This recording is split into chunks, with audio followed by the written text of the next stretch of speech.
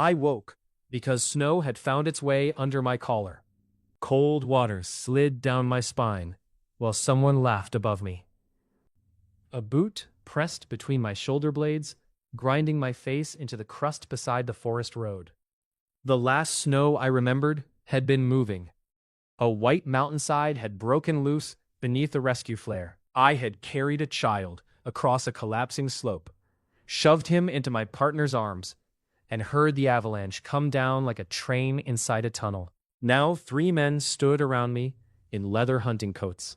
The broad one, with the broken nose, kicked my ribs and told me that the Eastern Trail belonged to the lodge. The narrow man in the yellow scarf searched my pockets and found nothing worth taking. Their leader did not touch me. He only adjusted a russet fox mantle over his shoulders and said that a useless hunter should learn to stay useless.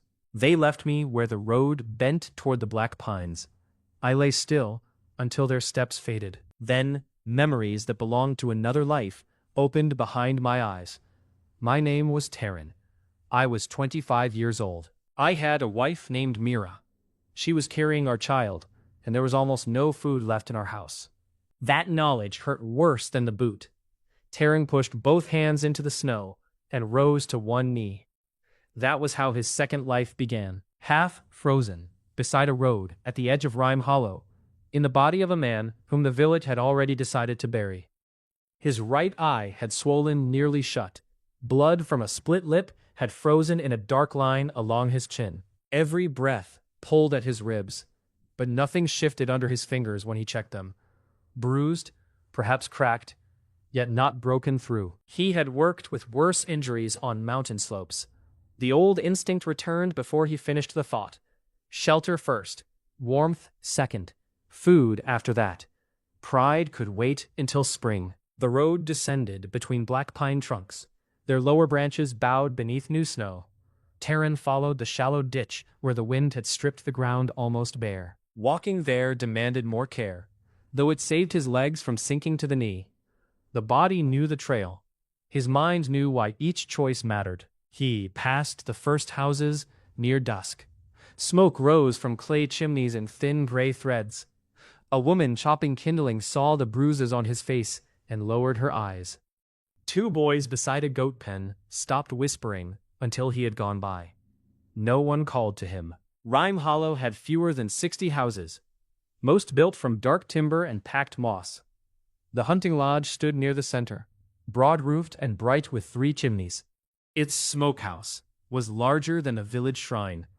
Taryn could smell pork fat and salt from the road. His own home crouched beyond the last fence on the eastern edge, close enough to the forest that pine shadows crossed its roof before sunset. One shutter hung crooked. Snow had collected in a sag above the door. A narrow thread of smoke came from the chimney, then vanished. Taryn opened the door and found Mira standing beside the hearth with a wooden spoon in her hand. She had wound her copper-red hair into a thick braid over one shoulder. Several loose strands clung to her cheek. Her face was pale around a scatter of freckles, and the dark blue shawl covering her shoulders had been patched at both elbows.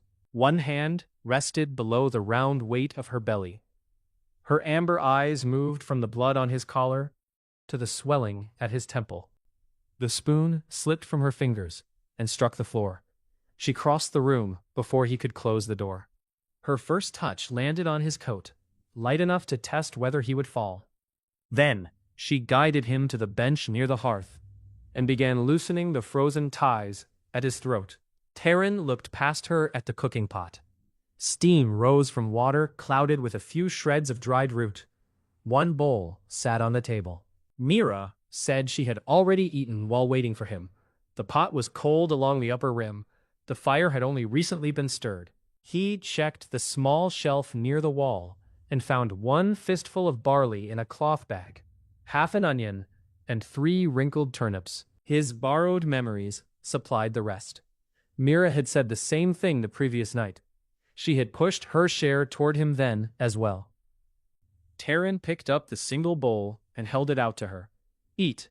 Mira's mouth tightened. She told him that his ribs needed food more than she did. The child cannot eat my ribs. A short breath escaped her.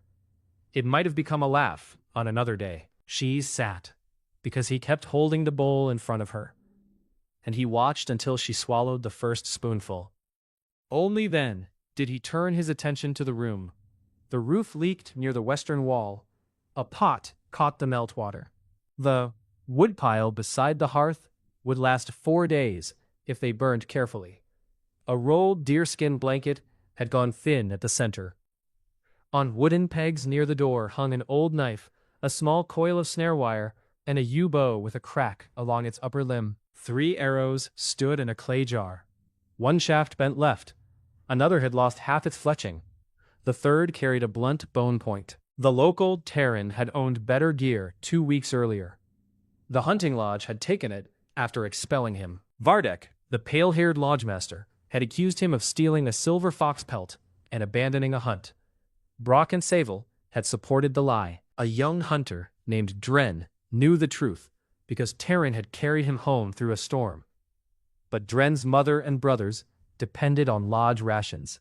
The memories came with shame, anger, and a tired hopelessness that had settled into the body before the beating. Terran placed the cracked bow across his knees. Mira watched him examine the grain. She said the lodgemen had come by that morning. Savel had warned her that another attempt to hunt on the Eastern Trail would cost them the house. Can he take it? Mira explained that the house had belonged to Terran's father.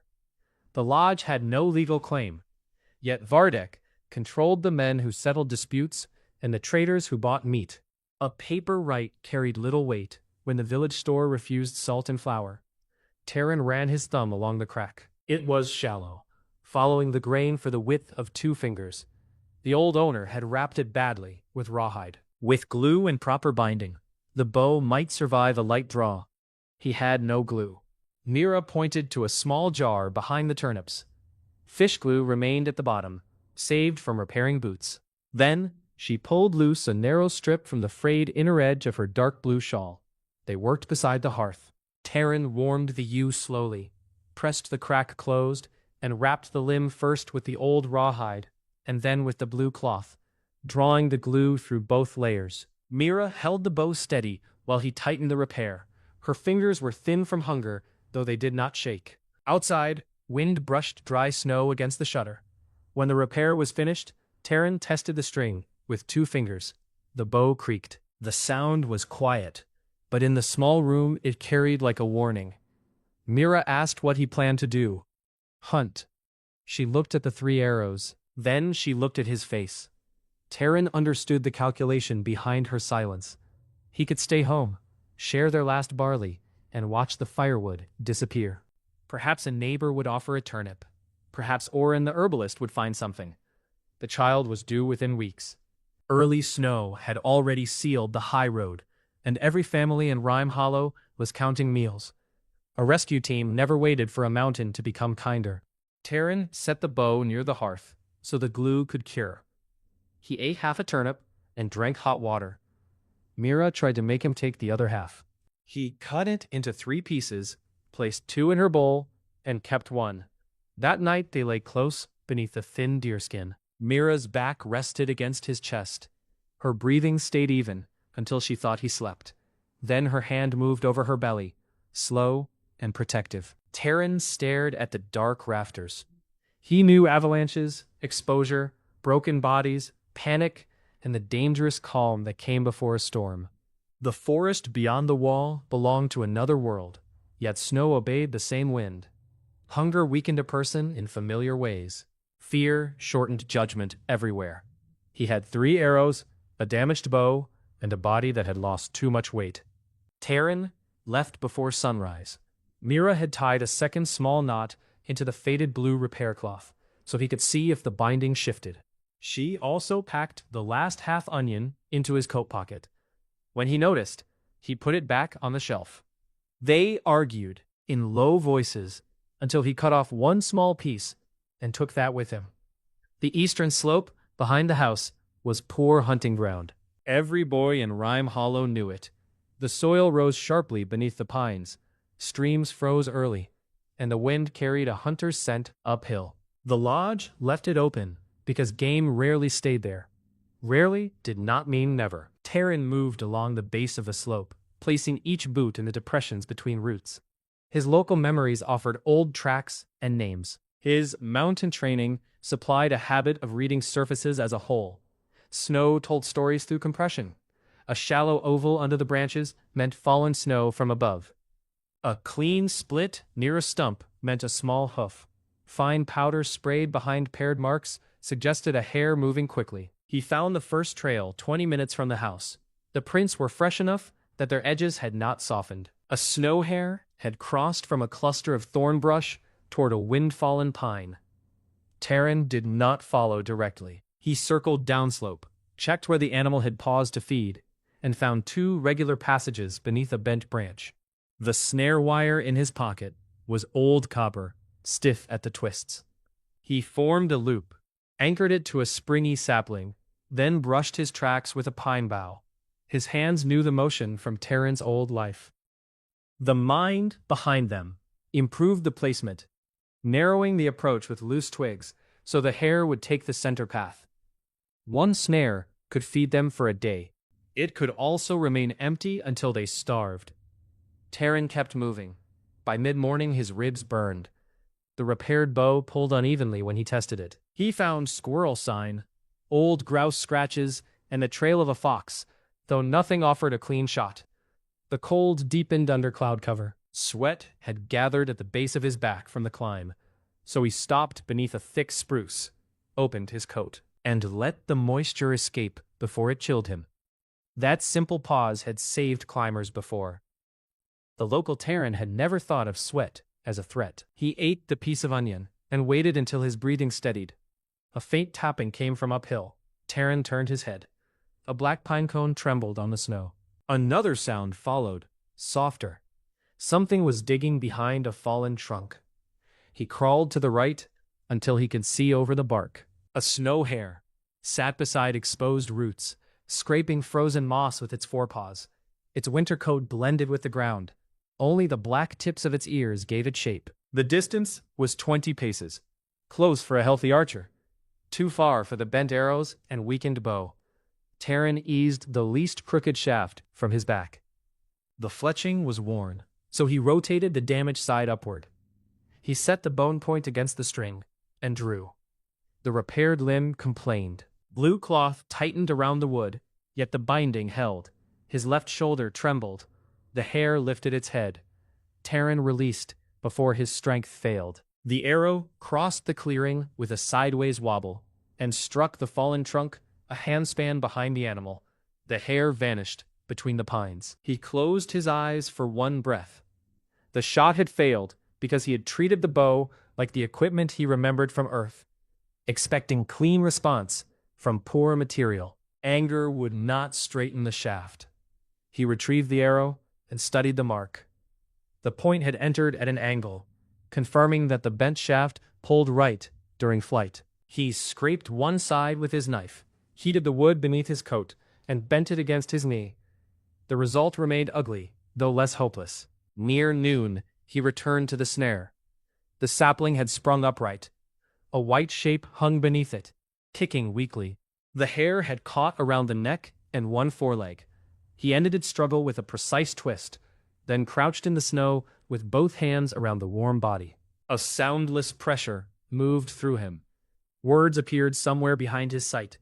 They carried no voice. Quarry claimed. Snow hare. Keen sight settles in the hunter. Quiet grain settles in the bow. Heat spread from his palms into his wrists. It passed up his arms, across his eyes, and down through his ankles. The world sharpened by degrees. Individual needles became clear on a pine 20 paces away. He heard powder falling from a branch behind him and turned before it touched the ground. The bow, resting against his shoulder, gave a small wooden click. The cracked limb remained wrapped in blue cloth. The surface around the damage looked tighter, as if the yew had drawn its own fibers together beneath the binding. He pulled the string halfway. The earlier creak had faded. No explanation followed. He waited. The forest waited with him. Terran looked down at the hare. Useful, he murmured. The system offered no opinion. He bled the animal away from the trail, saved the blood in a folded piece of bark, and packed snow around the carcass. On the walk home, his feet found firmer places almost before he noticed them.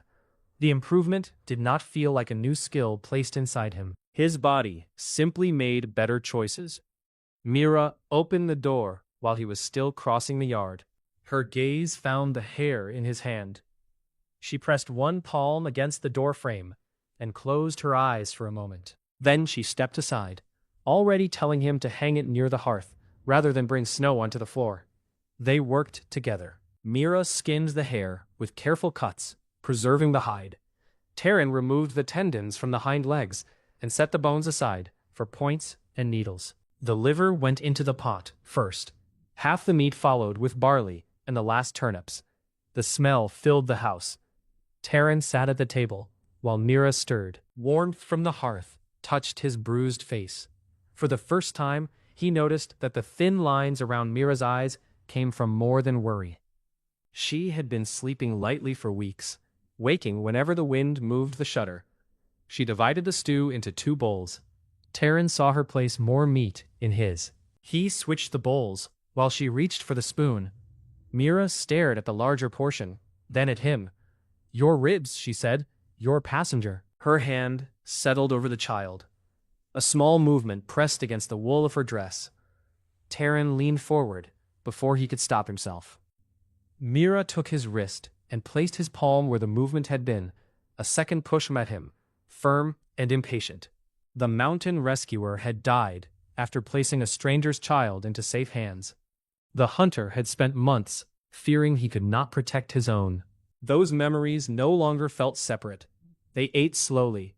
The stew was thin, yet every spoonful carried fat and salt from the animal's blood. Mira scraped the pot clean and mixed the last residue with hot water. Afterward, Taryn tested the bow again.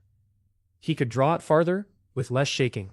His swollen eyes still ached, and his ribs remained bruised. The hair had not healed him. It had refined what he possessed.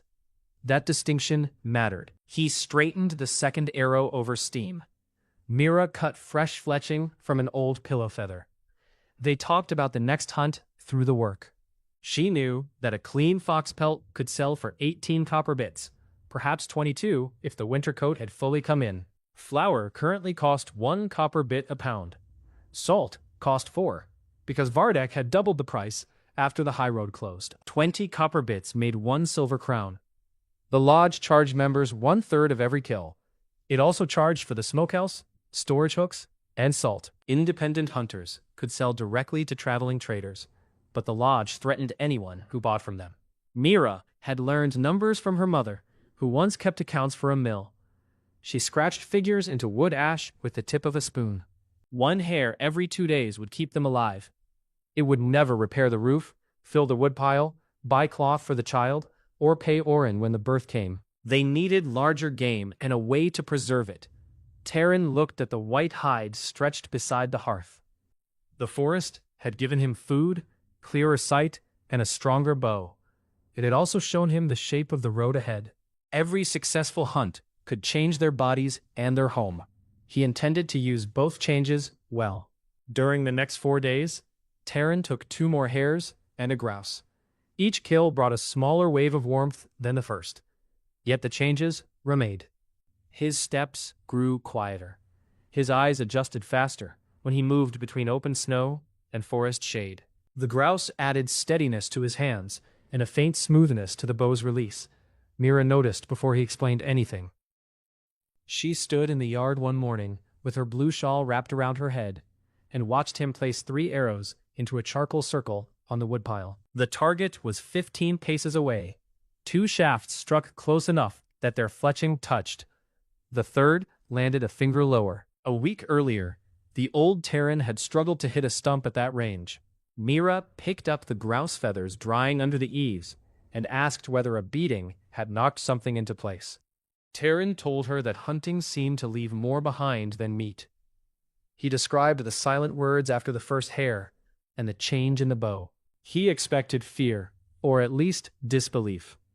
Mira inspected the blue cloth around the repaired limb. The crack beneath it had nearly vanished. She said a useful miracle had arrived late, then asked whether it could chop firewood. Terence smiled, despite the bruise at his mouth. By noon, they had split enough logs for 6 days.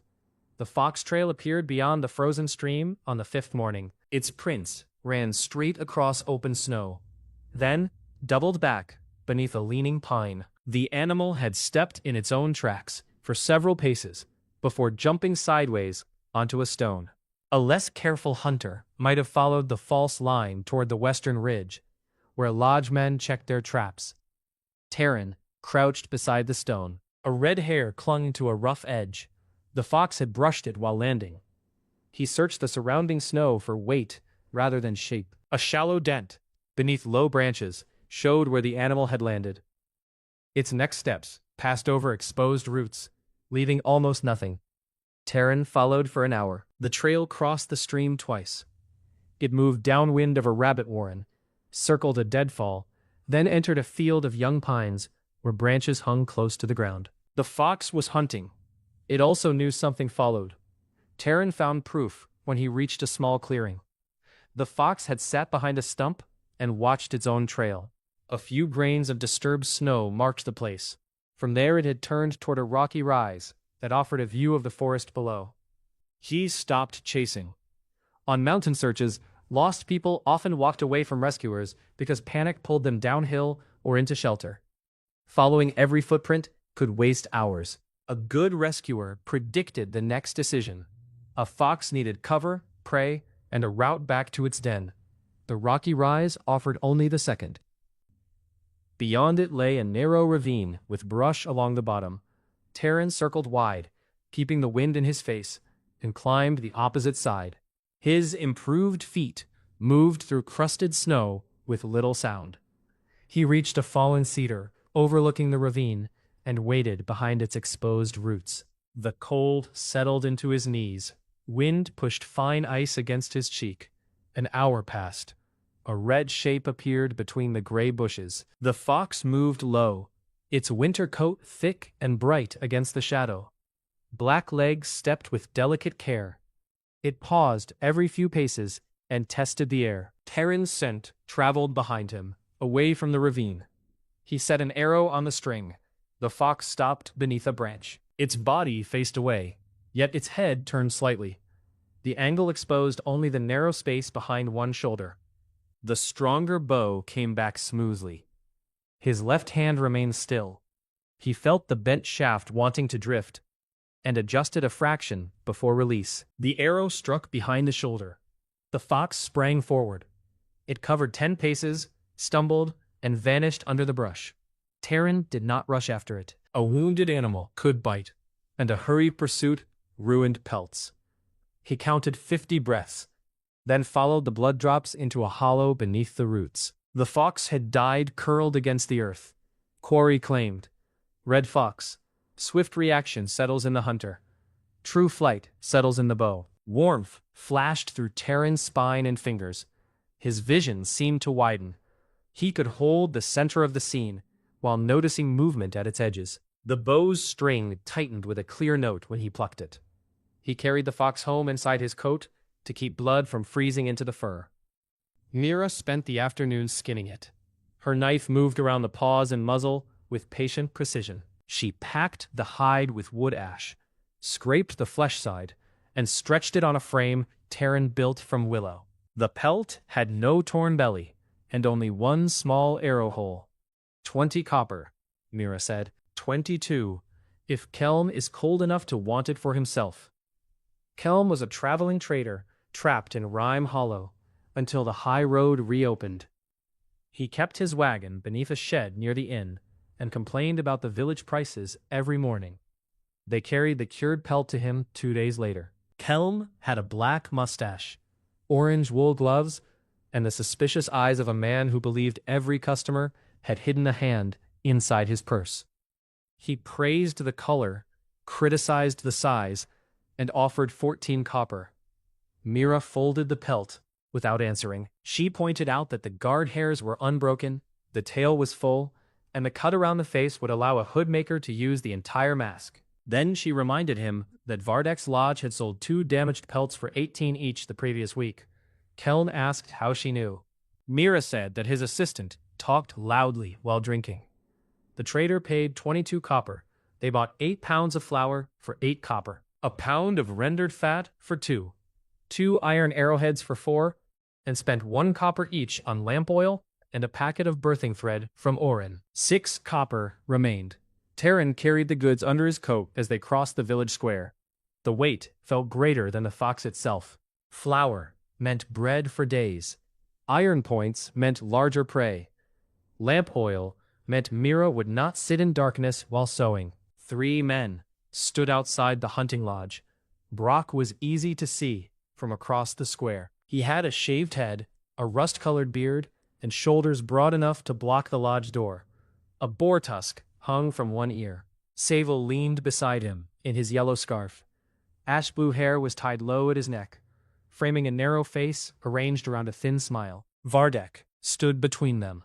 His pale blonde hair had been combed back from an unlined forehead. Ice-blue eyes watched Mira's basket and the wrapped pelt under Kelm's arm. The russet fox mantle on his shoulders looked almost red against the snow. Vardek crossed the square at an unhurried pace. He greeted Mira first and asked whether her health remained good. His concern sounded practiced. Then he told Terran that all winter pelts taken within the valley were subject to lodge share. Terran asked which lodge trap had caught the fox. Vardek's ice-blue eyes rested on the fading bruise at Terran's cheek. He explained that the lodge maintained trails, watched for dangerous animals, and negotiated with traders. Those services protected every household. Mira said the eastern slope had no maintained trail. The only warning left there had been 3 men's boot prints around her injured husband. Brock shifted his weight. Savil's smile tightened. Vardek did not look at them. He said he preferred to avoid unpleasantness, especially with a child coming. If Terran paid 5 copper now and returned to the lodge under probation, the matter could end. 5 copper would buy 5 pounds of flour or 1¼ pounds of salt. It would also announce that every future kill belonged partly to Vardek. Terran held the man's gaze. The fox fed my house before it filled your hand. You get nothing. The square had grown quiet around them. Kelm found sudden interest in tying his wagon cover.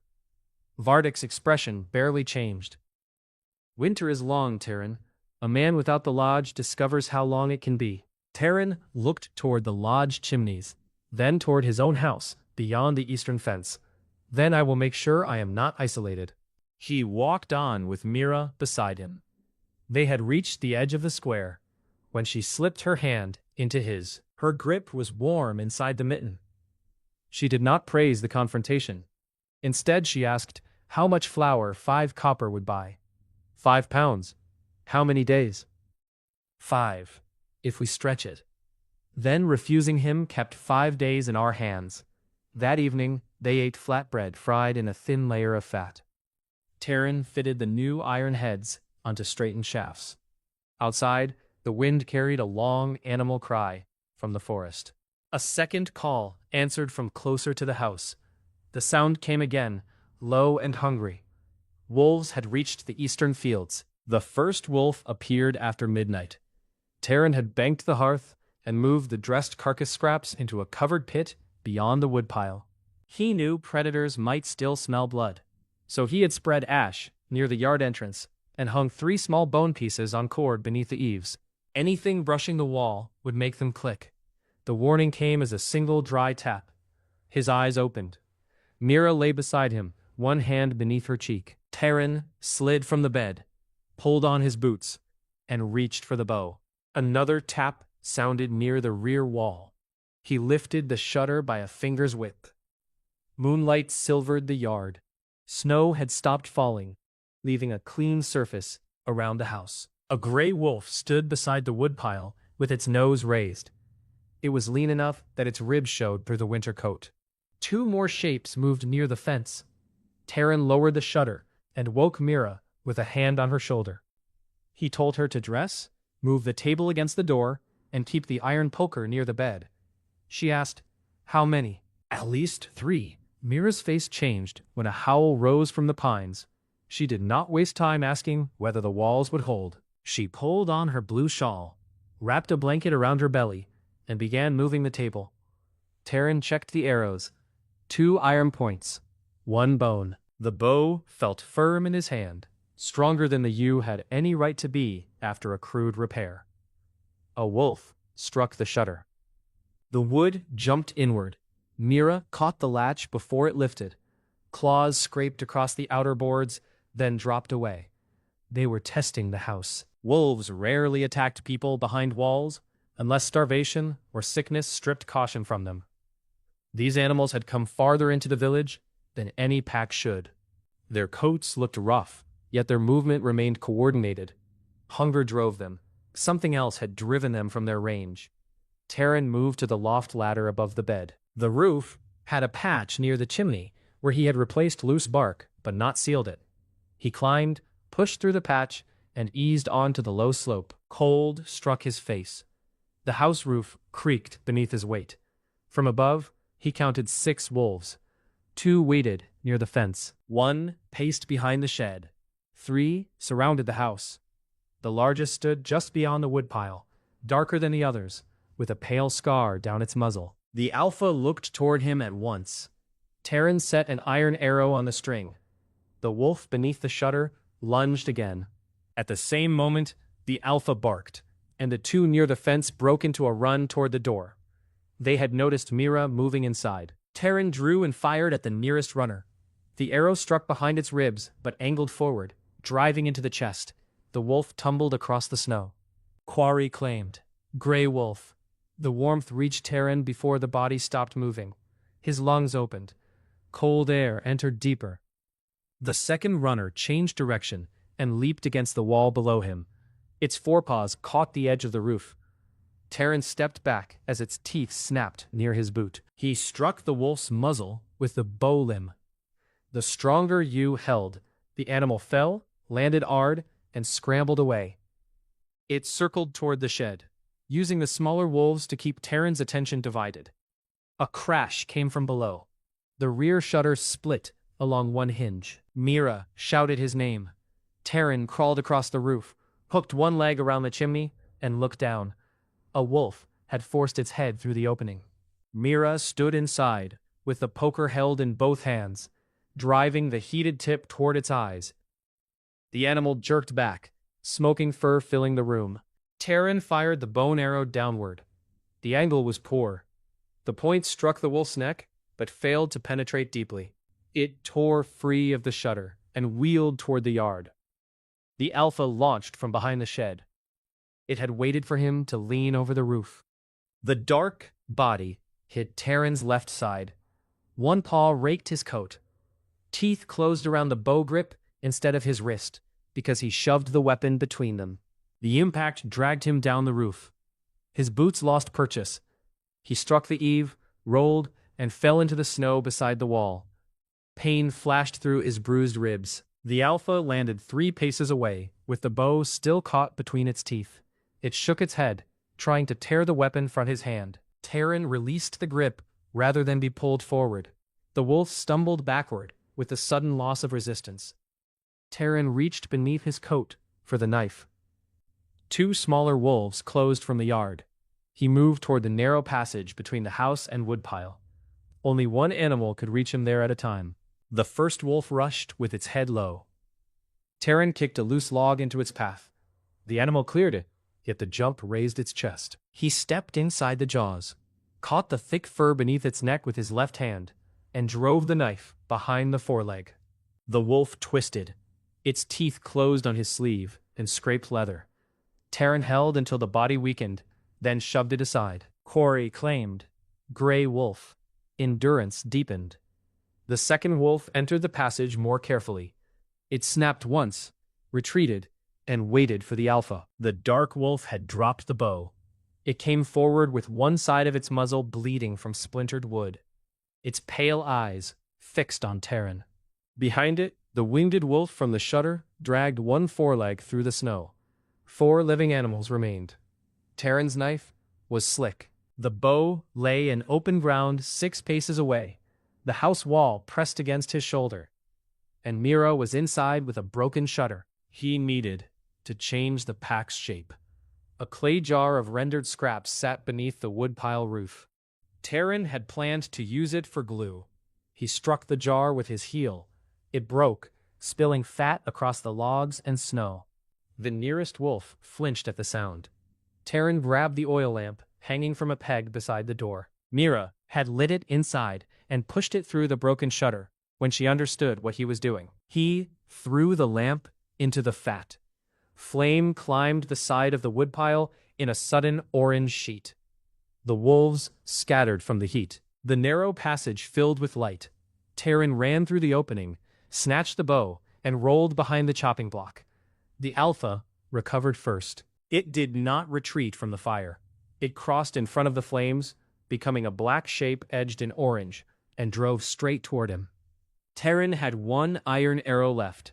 He set it while rising.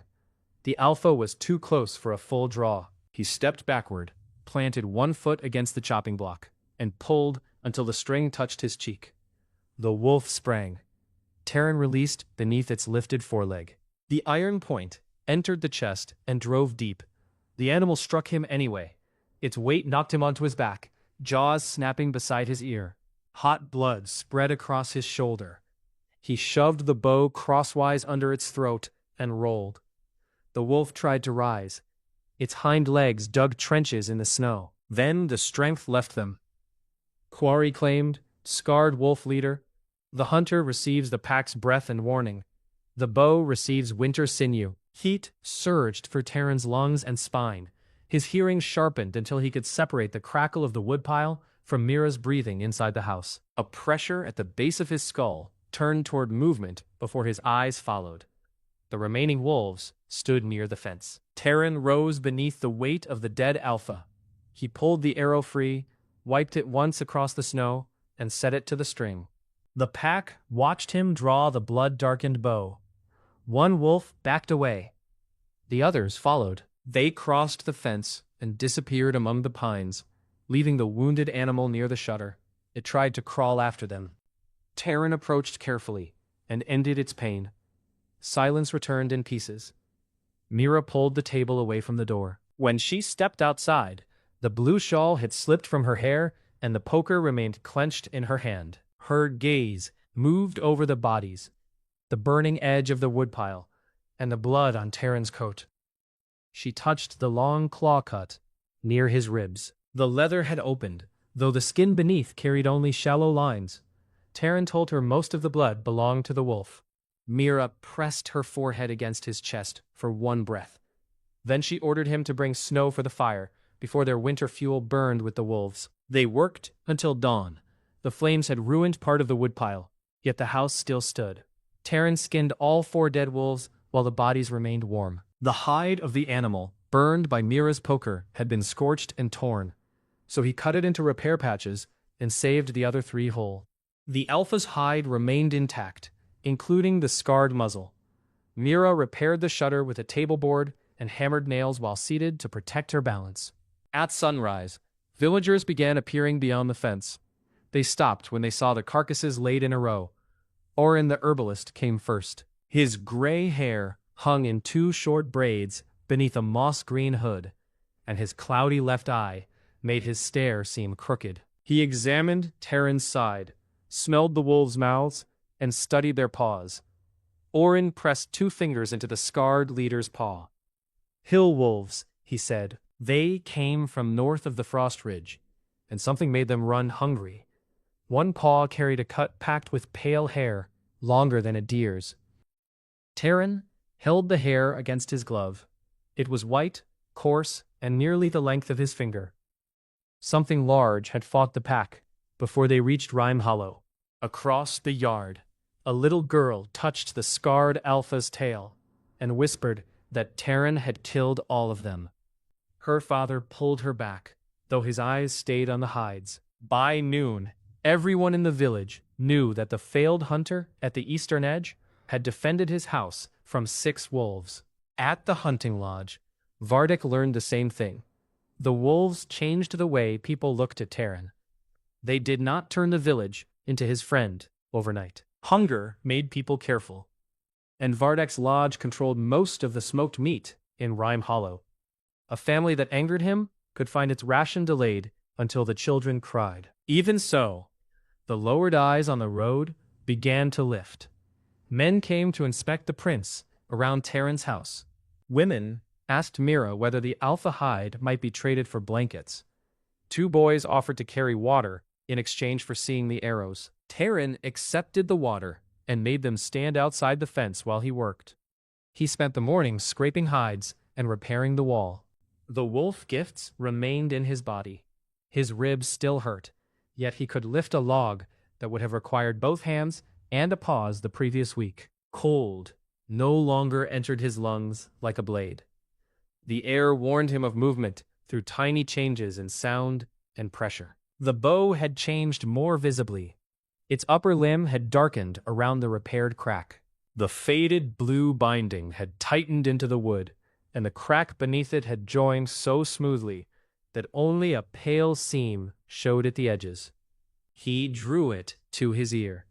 The yew bent in one clean curve. Mira stood in the doorway, with a hand under her belly, and watched him place an arrow through a knot on the fence post. She told him that a bow which repaired itself might be worth more than their house.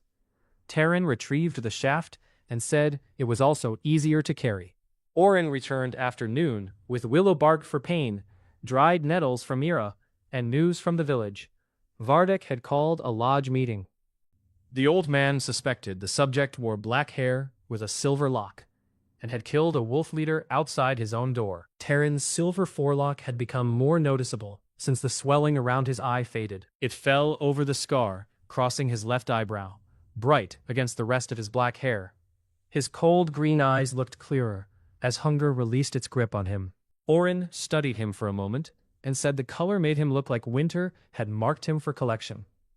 Mira replied that winter would need to stand in line. The lodge men arrived before sunset. Vardek came through the gate first. Fox mantle fastened with a polished bone clasp. Brock walked at his right shoulder. Saville remained near the road, yellow scarf bright beneath his narrow chin. 4 other hunters followed, including young Dren in a blue wool cap. Dren's left leg still carried a slight stiffness from the hunt that had ruined Terran's place in a lodge. He kept his eyes on the snow. Vardek surveyed the repaired shutter, the skinned carcasses, and the alpha hide stretched under the eaves. He congratulated Terran on surviving. Then he explained that large predator kills belonged partly to the lodge, because wolf removal protected every household. Mira sat beside the doorway, mending a torn glove. She asked which lodge hunter had protected their household during the attack. Vardek allowed the question to pass. He named his price: 1 wolf hide, half the meat, and the alpha pelt for the lodge hall. In return, Terran's earlier offense would be considered settled. The offer was designed to sound generous. Wolf meat had little value, though the fat could be rendered, and the hides were worth several copper each. The alpha pelt might bring a silver crown from a southern officer. More important, hanging it in the lodge would turn Terran's defense into Vardek's achievement. Terran leaned against the chopping block. The wolf-granted endurance made standing easier than it should have been with bruised ribs. "You expelled me," Vardek said. Rules remained rules, even for former members. "Then show me the rule." The request disturbed the men behind him. Lodge custom lived mostly in Vardek's mouth. Written accounts existed for trade, debts, and ration shares. Hunting rules had always been spoken. Vardek said Terran's father had understood the arrangement. Terran's local memories supplied a different image. His father had complained about rising fees until a winter fever killed him. He had never challenged the lodge because Terran was young and the family depended on its smokehouse. "My father is not standing in this yard. I am." Brock stepped forward. His boar-tusked earrings swung against his rust-colored beard. He said the lodge did not need paper to take what belonged to it. Terran's new sense tightened before Brock moved. The warning felt like pressure behind his left ear. Brock reached for the alpha hide. Terran caught his wrist. The larger man's arm stopped halfway. Surprise passed across his broad face. He pulled once, expecting Terran's grip to fail. Terran shifted his thumb against the tendons and turned the wrist outward. Brock's shoulder followed to avoid pain. Saville laughed too quickly and told him to break the exile's teeth again. Brock swung his free fist. Terran released the wrist, stepped inside the arc, and drove one shoulder beneath Brock's chest. He used the man's forward weight rather than meeting it. Brock struck the chopping block with his thigh, twisted, and caught Terran's coat before falling. Both men went into the snow. The bruised ribs protested. Terran rolled over Brock's arm, trapped it between his knees, and pressed the knife edge of his forearm beneath the jaw. Brock tried to rise. His boots tore through the yard snow. Terran's wolf strengthened back, held him in place. "Enough," Vardek said. Terran released him at once and stood. Brock came up red-faced, one hand on his neck. He did not attack again. His eyes had changed. Anger remained, joined now by the wary attention one hunter gave another after misjudging distance. Vardek brushed a fleck of snow from his mantle. He informed Terran that the lodge smokehouse would no longer accept his meat. The village store would sell him no salt. Any trader buying his pelts would lose lodge business. The threat reached farther than a fist. Meat spoiled, hides rotted. Winter coin came through the store. Mira put the glove aside and rose carefully. Then the lodge should hope no one learns how much it charges for smoke. Vardek looked at her. For the first time, his polite expression sharpened. He turned toward the gate. The others followed. Dren remained a moment behind. His sandy curls showed beneath the blue cap. He glanced at Terran, then toward Mira's belly. Guilt pulled at his mouth. Saville called his name from the road. Dren left without speaking. That night, Terran and Mira counted their resources. The wolves had provided fat, sinew, bone, and hides. Oren could use the dried organs in medicines. The meat was tough and risky unless boiled for a long time. The cold itself would preserve carcasses for a while, but a warm spell or scavengers could ruin everything. Salt mattered. Mira spread an old village map on the table. It had belonged to her mother and showed abandoned charcoal pits, wells, and pasture lines. Near the eastern cliffs, a faded brown mark carried a word Terran could barely read. Bitter water. Oren, when asked the next morning, remembered the place. Before the lodge built its salt store, villagers had collected mineral water from a crack in the rocks and boiled it down. The spring was weak, and the path dangerous in winter. Vardek's predecessor had called it inefficient, then allowed the trail to vanish. Terran asked how far. Oren said, half a day in summer. Mira folded the map. Then you leave before dawn. The trail to the spring climbed above the eastern slope through a stand of old black pine. Wind had scoured the ridge, exposing stone glazed with ice. Terran carried a coil of rope, 2 clay jars wrapped in straw, and the 3 wolfskins he intended to hide in a dry cleft until he could cure them properly. The old mountain rescuer recognized the first dangerous section before the local memories did. Snow had collected in a smooth pillow beneath a cornice of rock. A direct crossing would save an hour. It could also release the entire slope. Terran cut uphill through the trees instead. His stronger lungs made the climb manageable. Hair quietness kept his boots from breaking through crust at every step. Fox reaction caught small slips before they became falls. The improvements remained modest in isolation. Together, they changed movement into something efficient and controlled. Near noon, he found the bitter spring. A narrow cleft split the cliff face. Brown water seeped from the stone and gathered in a shallow basin edged with yellow mineral crust. The smell carried iron and something sharper. Terran tasted one drop, spat it out, and waited.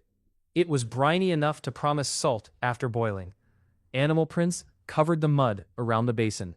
Hares, deer, a fox. One scent belonged to a boar, large enough that its front hoof marks were nearly the width of Terran's palm. A deeper print lay beyond them. It resembled a cat's paw, round and broad, with no claw marks. The pad was larger than Terran's spread hand. Snow had softened the edges, though pale hair remained caught on a thorn nearby. The same kind Oren had found in the wolf's paw. Terran studied the direction. The animal had come from the northern ridge and turned west toward the deeper valley. It had not approached the village yet. He filled both jars and hid them in the shade. Then he used his knife to clear brush from the spring path. A fallen pine blocked the narrowest turn. He cut handholds into the trunk and tied a rope around an upper branch, creating a safer line for anyone carrying water. The work cost him 2 hours. It also meant Mira or a neighbor could travel the path later without gambling against the cliff. On the return journey, a shape burst from beneath a bush. Taryn drew and fired before conscious thought caught up. The arrow struck a snowshoe hare through the chest at 12 paces. Corey claimed, "Snow hare." The warmth was faint, almost a remembered touch. The bowstring settled against his fingers with greater certainty. Every quarry still mattered. Repeated prey gave less because little remained to learn from the same kind of life. The rule made sense in its own silent way. Mira had prepared 2 iron pots when he returned. One belonged to Oren. The other came from a widow named Selda, who had offered its use for a small share of the final salt. They boiled the first jar through the evening. Steam dampened the rafters. Brown foam collected on the surface and had to be skimmed away. The water reduced to a gritty paste, then to coarse gray crystals that tasted of iron but preserved meat. One jar yielded less than half a pound. The fire consumed nearly a day's fuel. Mira calculated in the ash. Lodge salt cost 4 copper a pound. Gathering bitter water took labor, and boiling it demanded wood. The spring would never make them rich. It could keep them independent if they combined it with smoke and winter cold. Taryn began building a small smokehouse against the north wall where the wind drew steadily. He used logs from the ruined section of the woodpile and clay dug beneath the hearthstones. Mira designed a rack that could be lowered with rope, allowing her to handle meat without climbing after the child came. Neighbors noticed. Selda brought a basket of alder chips. A carpenter named Hob repaired the broken shutter in exchange for wolf sinew. 2 families offered firewood for the right to smoke a portion of their next kill. The work spread across the yard through practical exchanges rather than promises. Vardek had warned that winter punished isolated men. His threat produced the opposite result. Saville began appearing near the eastern road. He never crossed the fence. The yellow scarf shone between trees at dusk or beside the well when Mira went for water. He asked neighbors what Taryn stored and how much salt the spring produced. Most answered because they feared the lodge. Some came to warn Mira afterward. Taryn let Saville watch. A visible smokehouse could not be hidden. The better defense was to make it useful to enough households that destroying it would anger more than one family. Within 10 days of the wolf attack, the shed held strips of meat, bundled herbs, and 2 fox pelts belonging to neighbors. Mira kept every share on a plank ledger. She marked goods with simple cuts, 1 pattern per family. Taryn repaired the roof, added a second layer of bark, and lined the bed wall with hareskins. Their home remained small. It no longer felt as though the next gust would carry it away. The next problem arrived on a gray morning, when Selda's eldest boy ran into the yard with blood on his trousers. The blood belonged to a goat.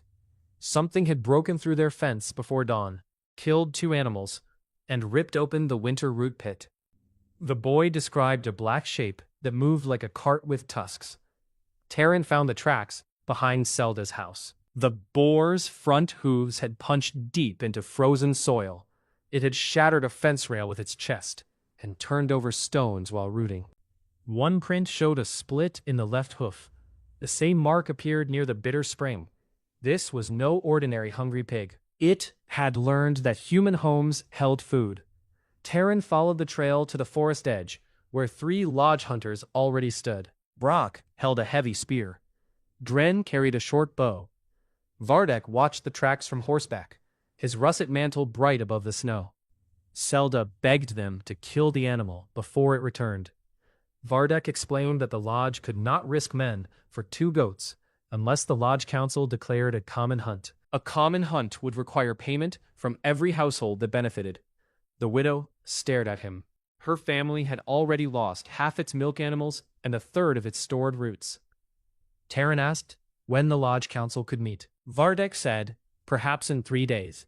The boar would return that night. Its trail already turned back toward the houses once, before changing direction. Terran checked his iron arrowheads.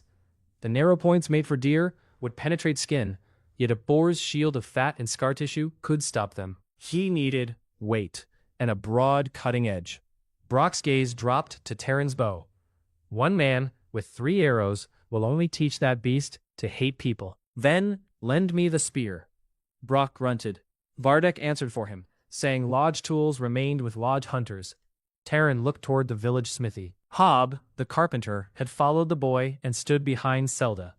He said the smith owed him for a repaired door. Mira, who had arrived wrapped in her blue shawl, added that Hob owed her for 2 days of smokehouse use.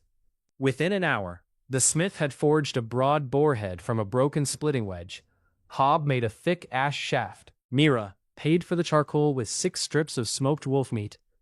The village economy moved around Vardek instead of through him. Terran left before noon.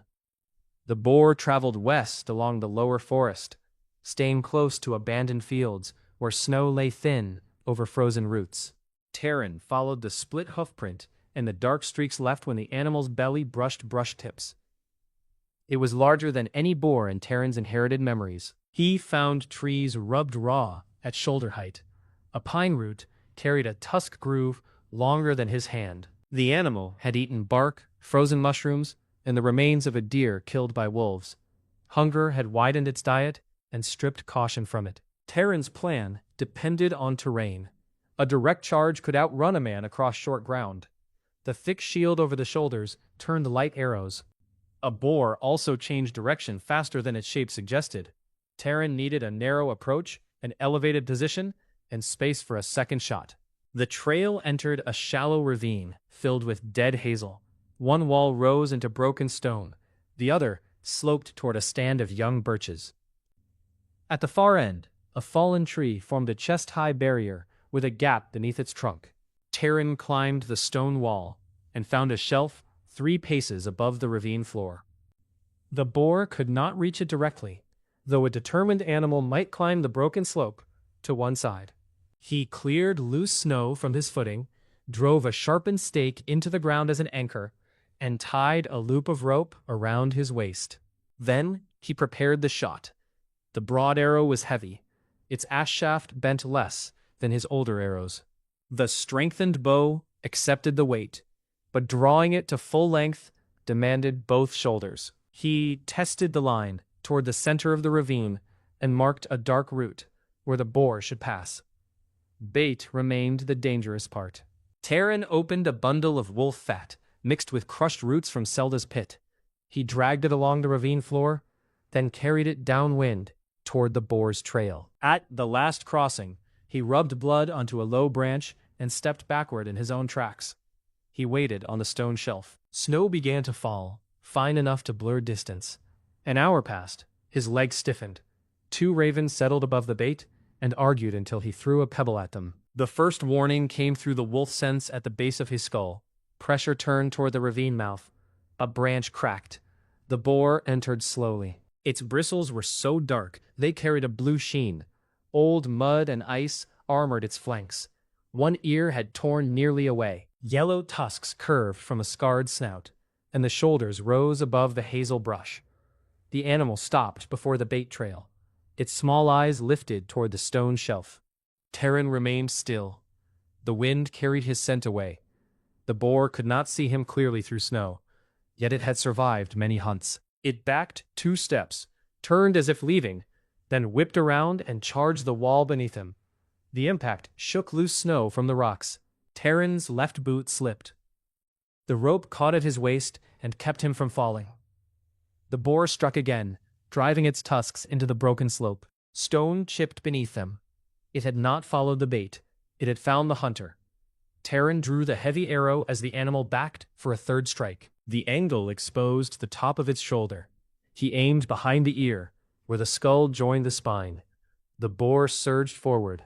He released. The arrow hit high and glanced from bone. The broad head cut a long wound along the neck, but the shaft spun away. The boar screamed.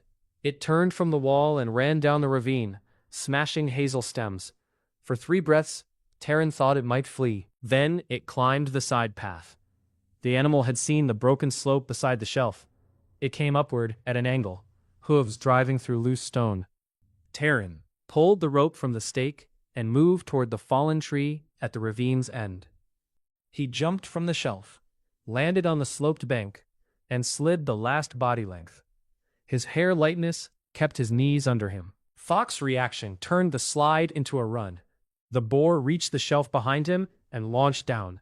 Terran heard its weight strike the ravine floor. He reached the fallen tree, planted one hand on the trunk, and vaulted over.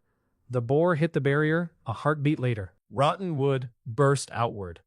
One tusk tore through Terran's coat at the thigh and opened a hot line in the flesh. He rolled behind the trunk. The boar forced its head through the broken gap, snarling and shaking. The barrier held around its shoulders for a moment. Terran drew his second iron arrow and aimed for the exposed eye. The animal ripped free before he released. It wheeled left. Terran's arrow struck the cheek and drove into the mouth. Blood sprayed across the snow, but the boar continued. He had one old bone arrow left and the knife at his belt. The ravine widened beyond the fallen tree. Running in open ground would end beneath the tusks. Terran moved toward the birches, weaving between trunks too close for the boar to take a straight line. The animal followed. It snapped one young tree at the base. Another bent under its shoulder and whipped back behind it. Terran's injured thigh began to drag. He looked ahead and saw a birch leaning across a shallow hollow, roots exposed on one side. The ground beneath had been dug away by spring water and frozen into a thin roof. Snow hid the weakness. Terran changed direction toward it. The boar cut inside the turn. A tusk struck his hip and lifted him sideways. He hit a tree hard enough to lose the bone arrow. Pain burst through his side. The wolf endurance kept breath moving, though his legs nearly folded. The boar turned for another charge. Terran pulled his knife and slapped the flat against the birch trunk. The sharp sound drew the animal's attention. He waited until the boar committed, then stepped onto the thin ice and ran across the hollow. His lighter weight cracked the surface without breaking through. The boar hit the same place a breath later. The frozen roof collapsed beneath its front half. The animal plunged chest deep into mud and ice. It did not remain trapped. Its hind legs drove forward. The shoulders rose, muscles bunching beneath black bristles. Terran had seconds. He seized the heavy arrow that had glanced from the neck. It lay near the edge of the ravine, shaft unbroken, broad head stained with blood. He set it to the bow and drew until the ewe limbs bent in a deep curve. The boar tore one foreleg free. Terran moved to the side, seeking the angle behind the shoulder. The animal swung its head. One tusk struck the bow limb and nearly knocked the weapon away. He stepped closer. At that distance, he could smell blood and sour hide. The boar's eye rolled toward him. Its free foreleg clawed at the ice. Terran released into the gap behind the shoulder. The heavy broad head entered to the fletching. The boar heaved out of the hollow, carried by its last force. It crossed 2 paces and struck Terran with the side of its head. He went down beneath a spray of frozen mud. The animal stumbled past, hit a birch, and remained standing against the trunk. Its legs trembled. Then the body folded. Corey claimed. Black tusk boar. Great strength settles in the hunter. Deep draw settles in the bow. The change struck like a furnace opening inside Terran's chest. Heat moved through his shoulders, elbows, back, and hips. The pain in his thigh remained, yet the muscles around it tightened with new support. His hands closed against the snow, fingers digging deeper than before. The bow darkened along both limbs. The grain became dense and smooth beneath his palm. Terran lay still until his breathing slowed. He had made 2 mistakes. He had assumed the boar would follow scent rather than hunt the source. Then he had relied too heavily on height, leaving a climbable path beside the shelf. The final trap worked, because he read the ground under pressure. Luck had carried part of the weight. He would remember both pieces. Dragging the animal home alone was impossible, even with greater strength. Terran Field dressed it, packed snow into the body cavity, and marked the trees with 3 cuts. Then he followed his own blood trail toward the village. He met Brock and Dren near the eastern field. Brock looked at the torn coat, the blood on Terran's leg, and the empty space behind him. He asked whether the boar had eaten the bow. It tried. Terran told them the location and asked for a sled. He offered 1/4 of the meat to the households that helped recover it, 1/4 to Zelda for her lost stores, and kept the rest for his family and trade. Brock said lodge rules claimed half of dangerous game. Dren looked at the blood drops behind Terran. The lodge did not kill it, he said quietly. It was the first time he had contradicted Vardek in public. By dusk, 12 villagers had pulled the black boar into Rime Hollow. The carcass filled Terran's yard. Children stood on the fence rails to see the tusks. Zelda cried when Mira placed a wrapped slab of meat in her arms. Hob brought a second smoking rack. Orin stitched Terran's thigh and pulled the final knot tight. If you insist on becoming stronger, he said, try becoming easier to sew. Brock remained until the cutting was finished. He accepted no meat. Before leaving, he touched the hole in the boar's shoulder where the heavy arrow had entered. The next morning, someone carved a small black tusk above the door of Terran's smokehouse. No one admitted doing it. The boar changed Rime Hollow more than the wolves had. Wolf hides impressed people. Boar meat filled bowls. Mira divided the carcass with the care of a merchant balancing a winter account. The best cuts went into cold storage beneath packed snow. Fat simmered in iron pots and became pale cakes for cooking, lamps, and trade. Bones were split for marrow, then boiled again. The hide required 3 men to lift and promised leather thick enough for boots. After the agreed shares, Terran and Mira kept enough meat for nearly a month, if preserved properly. They traded smaller portions rather than coin. The smith received 20 pounds and forged 4 heavy broadheads. Hob took 10 pounds for roof boards. Zelda brought onions, dried beans, and 2 baskets of alder chips. Orin accepted liver, fat, and the boar's bladder for medicine. A shepherd gave them a roll of wool in exchange for smoked ribs. Mira recorded every trade on a plank ledger. She also set rules for the smokehouse. Any family could use it. 1 strip in 20 paid for fuel and maintenance. People who brought their own wood paid less. Spoiled meat remained the owner's loss, unless Terran or Mira had handled the fire incorrectly. The rules fit on 1 board beside the door. Vardek's lodge used 3 ledgers, 6 fees, and whatever price he named that morning. Within a week, smoke rose from Terran's yard day and night. The work brought new problems. Dogs gathered near the fence. Firewood vanished faster. Mira's ankles swelled from standing.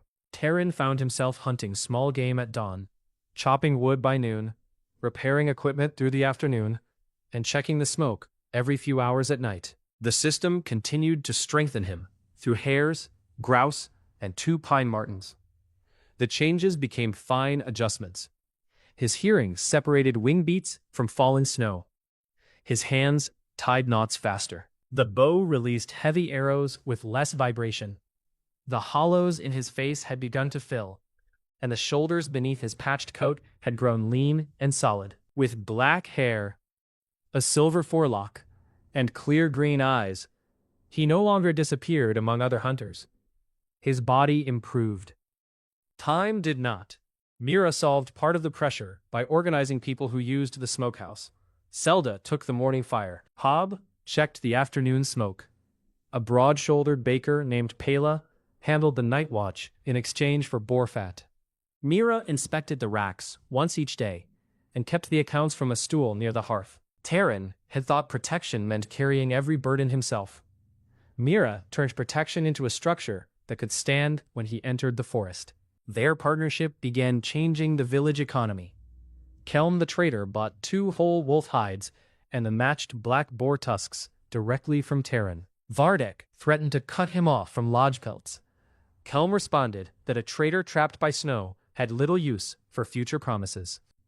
He paid 1 silver crown and 6 copper for the alpha hide, 14 copper for the second hide, and 1 silver crown for the unusual tusks. The total came to 3 silver crowns. The flour, salt from Kelm's private stock, a second cooking pot, linen for the child, and a steel skinning knife for Mira cost 1 silver crown and 17 copper. She tested the blade on a strip of hide and declared the balance acceptable. Mira set 1 silver crown aside for the grain expedition and hid the remaining 3 copper beneath a floor stone. The lodge answered by closing the village grain store to anyone using Terran's smokehouse. Vardek framed the decision as ration protection. Supplies were lower than expected. Families who undermined lodge income could not demand lodge support. Fear moved quickly through Rime Hollow. 2 households stopped bringing meat. A third asked Mira to remove its mark from the ledger. She did so without argument, and returned every remaining strip. The next day, those families discovered their lodge grain ration had still been reduced. Vardek was punishing them for having considered independence. Mira studied the smokehouse board after they left. Her thumb rubbed the edge of the new skinning knife. She said Vardek had made a mistake. Terran expected her to mention cruelty. Instead, she explained that he had revealed the store could not be trusted, even after obedience. People would seek another source, because submission no longer guaranteed food. The high road remained buried, yet the southern mill track sometimes stayed open through the lower pass. Orin knew a farmer named Joss who kept winter barley 2 valleys away. Reaching him required at least 3 days on snowshoes, longer with loaded sleds, and goods worth trading. Terran could make the journey. Leaving Mira so near birth would be foolish. The answer arrived through Hob. The carpenter owned 2 narrow sleds and 2 sturdy ponies, 1 for each sled. He refused to travel alone because wolves had moved south. 3 other men had grain shares they could combine. Terran could lead them through the lower pass in exchange for transport and a small portion of each purchase. Mira approved, after calculating the margin. She also told Terran to take Dren. Dren had begun visiting the eastern yard after dark. He helped split wood and spoke little. Mira believed useful work would either straighten his spine or prove it never would. Terran asked him the next morning. Dren agreed before hearing the destination. They prepared for 2 days. Terran inspected harness straps, packed a repair kit, marked shelter points on Mira's old map, and made each traveler carry dry tinder beneath clothing. The mountain rescuer in him trusted systems more than courage.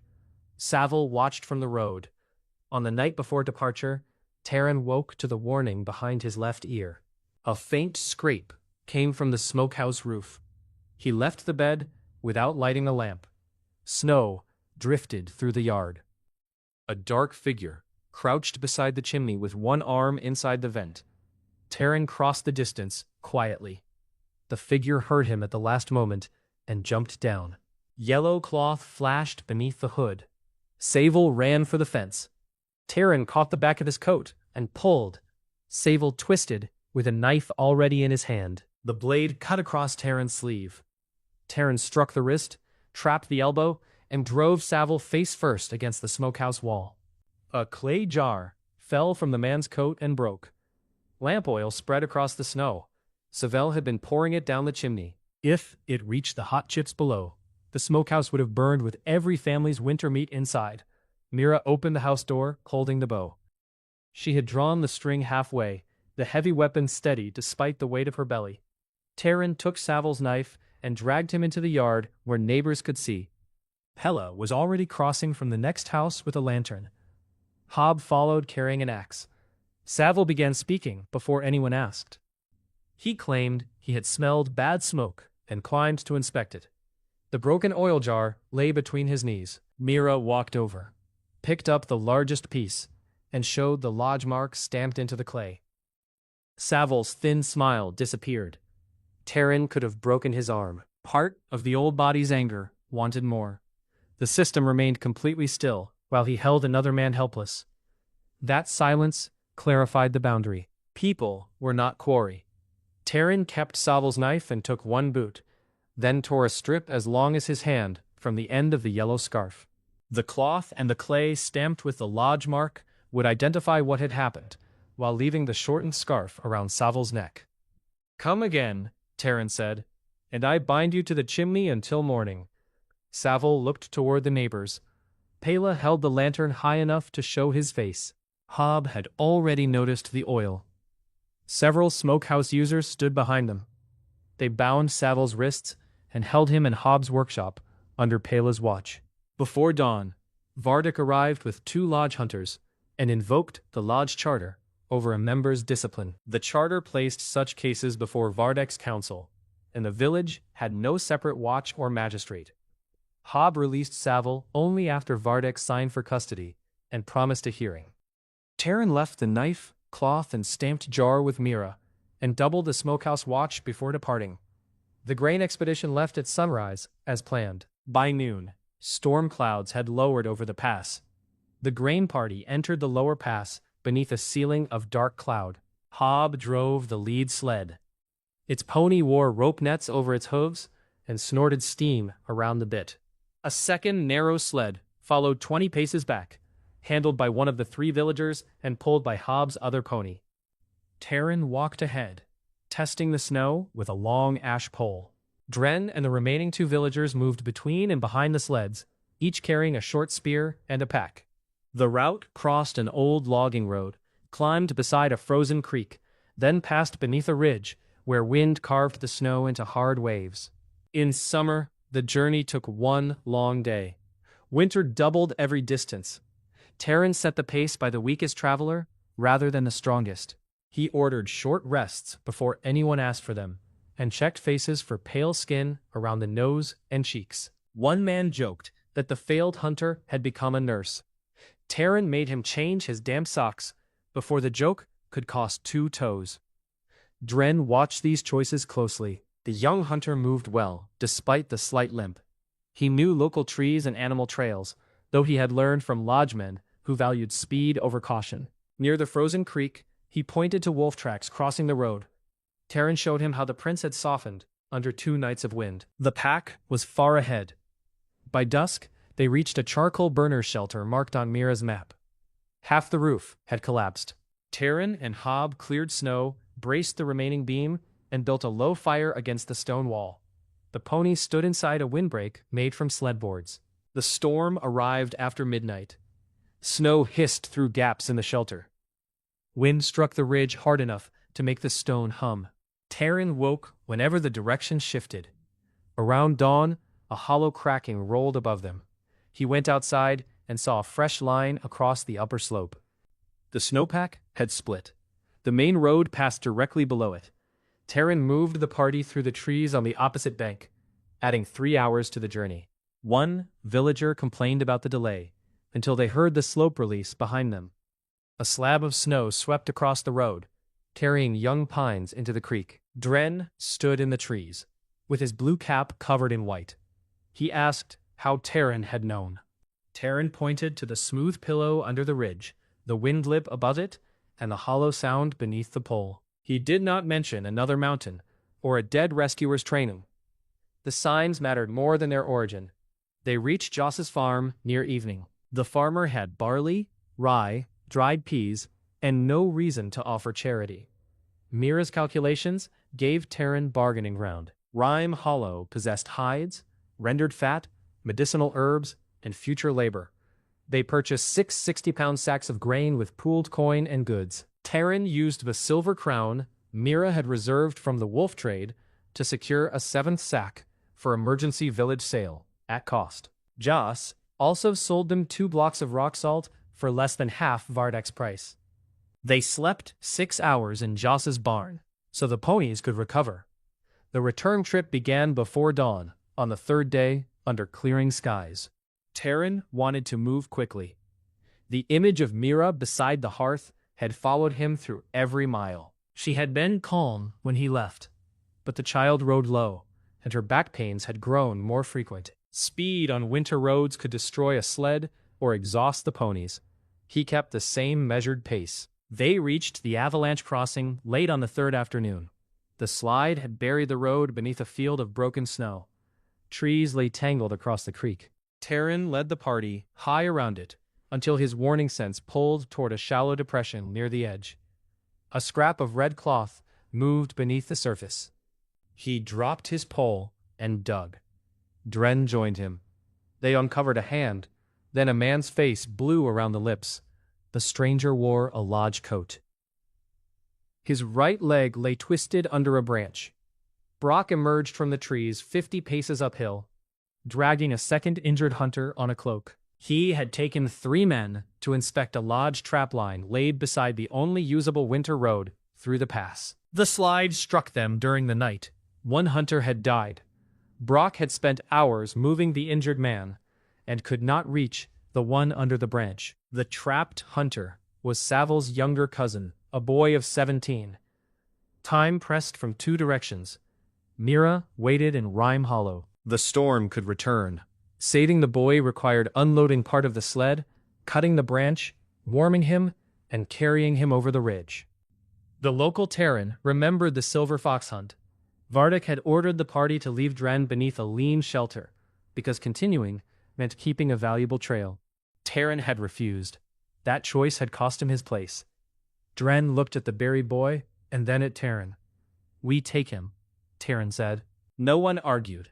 They used a sled rail as a lever and cut the trapped leg free. The boy stopped breathing while they lifted him. Terran cleared ice from his mouth, forced air into his lungs, and rubbed the center of his chest until a weak cough came back. They wrapped him in the spare wolf hide, placed warm stones near his armpits and groin, and tied the injured leg between straight boards. Brock watched every step. Exhaustion had stripped the usual challenge from his face. The party split the grain loads between both sleds. Men walked without packs to make space for the injured. They made one short camp behind a creek bank, kept both patients warm through the night, and resumed at first light. They reached Rime Hollow after nightfall on the 4th day. The eastern road was full of lanterns. Oren met them at the first house. Snow had frozen in his gray braids. He told Terran that Mira's labor had started that morning. Terran ran. The wolf gift filled his lungs. Fox quickness guided his feet around buried stones. The village blurred past in dark walls and lantern light. He reached the house and found the door barred from inside. A woman's sharp voice ordered him to remove his snowy coat before entering. Midwife Elka had a silver bun, thick forearms, and a purple coat thrown over her nightdress. She opened the door just far enough to inspect him, then dragged him inside by the sleeve. Mira lay on the bed with her copper hair loose across the pillow. Sweat darkened the strands near her face. Her amber eyes found him at once. Terran crossed the room and took her hand. She squeezed hard enough to test the boar's gift. "You took your time," she said. Another pain moved through her. Her body tightened. Elka ordered Terran to support Mira's shoulders and stop looking as though he planned to fight childbirth with a knife. The night narrowed to tasks. Heat water, hold the cup, replace the cloth. Keep Mira upright when Elka said upright. Let her rest when the pain released. Terran had carried bleeding climbers through storms, yet nothing in either life prepared him for the helplessness of watching Mira work through each contraction. She rarely cried out. Her fingers gripped his wrist. Between pains, she asked about the grain. Terran told her all 7 sacks had arrived, and that he had bought salt. Mira nodded, as if checking off a line in her ledger. Near dawn, the child came with a furious voice. Elka lifted a small, red-faced girl and wrapped her in linen. The baby kicked free of the first cloth, clenched both fists, and cried at the ceiling beams. Mira began laughing. The sound broke into tears halfway through. Terran sat beside her, with the child against his chest. A thin cap of dark hair covered the baby's head. One pale streak showed above the left temple. Mira touched it with one finger. They named her Iva, after Mira's mother. Elka's fee had been agreed in advance, as 6 pounds of boar meat and 1 measure of barley. Oren's herbs and follow-up visits were paid from Terran and Mira's recorded household share of the smokehouse income. Outside, Hob and the others unloaded grain into the old carpenter's barn. The 6 pooled sacks went to the households that had paid for them. Hob opened Terran's seventh 60-pound sack, in small emergency measures, at cost. It could not feed the whole village for winter, but the posted price prevented Vardak from naming any price he wished. Inside the eastern house, Terran watched Eva sleep against Mira's shoulder. He had returned with grain, saved a lodge hunter, and arrived in time to hear his daughter take her first breath. The room still leaked near the western wall. Smoke stained the rafters. The bed creaked whenever Mira shifted. It was the richest place he had ever known. For 6 days, Terran remained close to the house. He hunted only along nearby snare lines and slept in short stretches between checking the smokehouse and bringing water. Iva woke with astonishing force for something smaller than a loaf of bread. Mira recovered slowly, eating broth, liver, and barley cakes under Elka's orders. The new grain changed the village mood. The pooled households received their shares, while Hobbs sold the seventh sack in measured portions at the purchase price plus the actual cost of transport. Mira kept the figures. People could see where every copper went. Vardak's store lowered its price the next morning. The lodge master claimed generosity. No one thanked him. His promised hearing for the smokehouse attack had already ended while Terran was away. 2 lodge elders called the oil jar circumstantial, fined Saville 1 copper for trespass, and returned him to the road. Hob kept the knife, the strip of yellow cloth, and the stamped clay as evidence. Dren came to the eastern house with a carved cradle rail. He had made it badly. One end leaned. Mira accepted it and asked him to repair the other side before Eva learned to roll. Dren stayed through the afternoon, planing the wood under Hobbs' direction. Dren kept both hands on the crooked cradle rail. "I saw Saville plant the pelt," he said. "I watched him do it, and I said nothing." Vardak had wanted the pelt because a southern officer promised 3 silver crowns for it. When Dren fell and tore his knee, Vardak ordered the others to continue. Terran carried him back. Later, Saville planted a small pelt bundle in Terran's pack and accused him of stealing from the lodge stores. Dren had seen Saville do it. His mother owed the lodge for winter grain. His younger brothers worked in its smokehouse. Vardak told him that speaking would leave all 3 without food. Terran listened while fitting a new broadhead to a shaft. He asked what Dren planned to do now. The young hunter looked toward the cradle.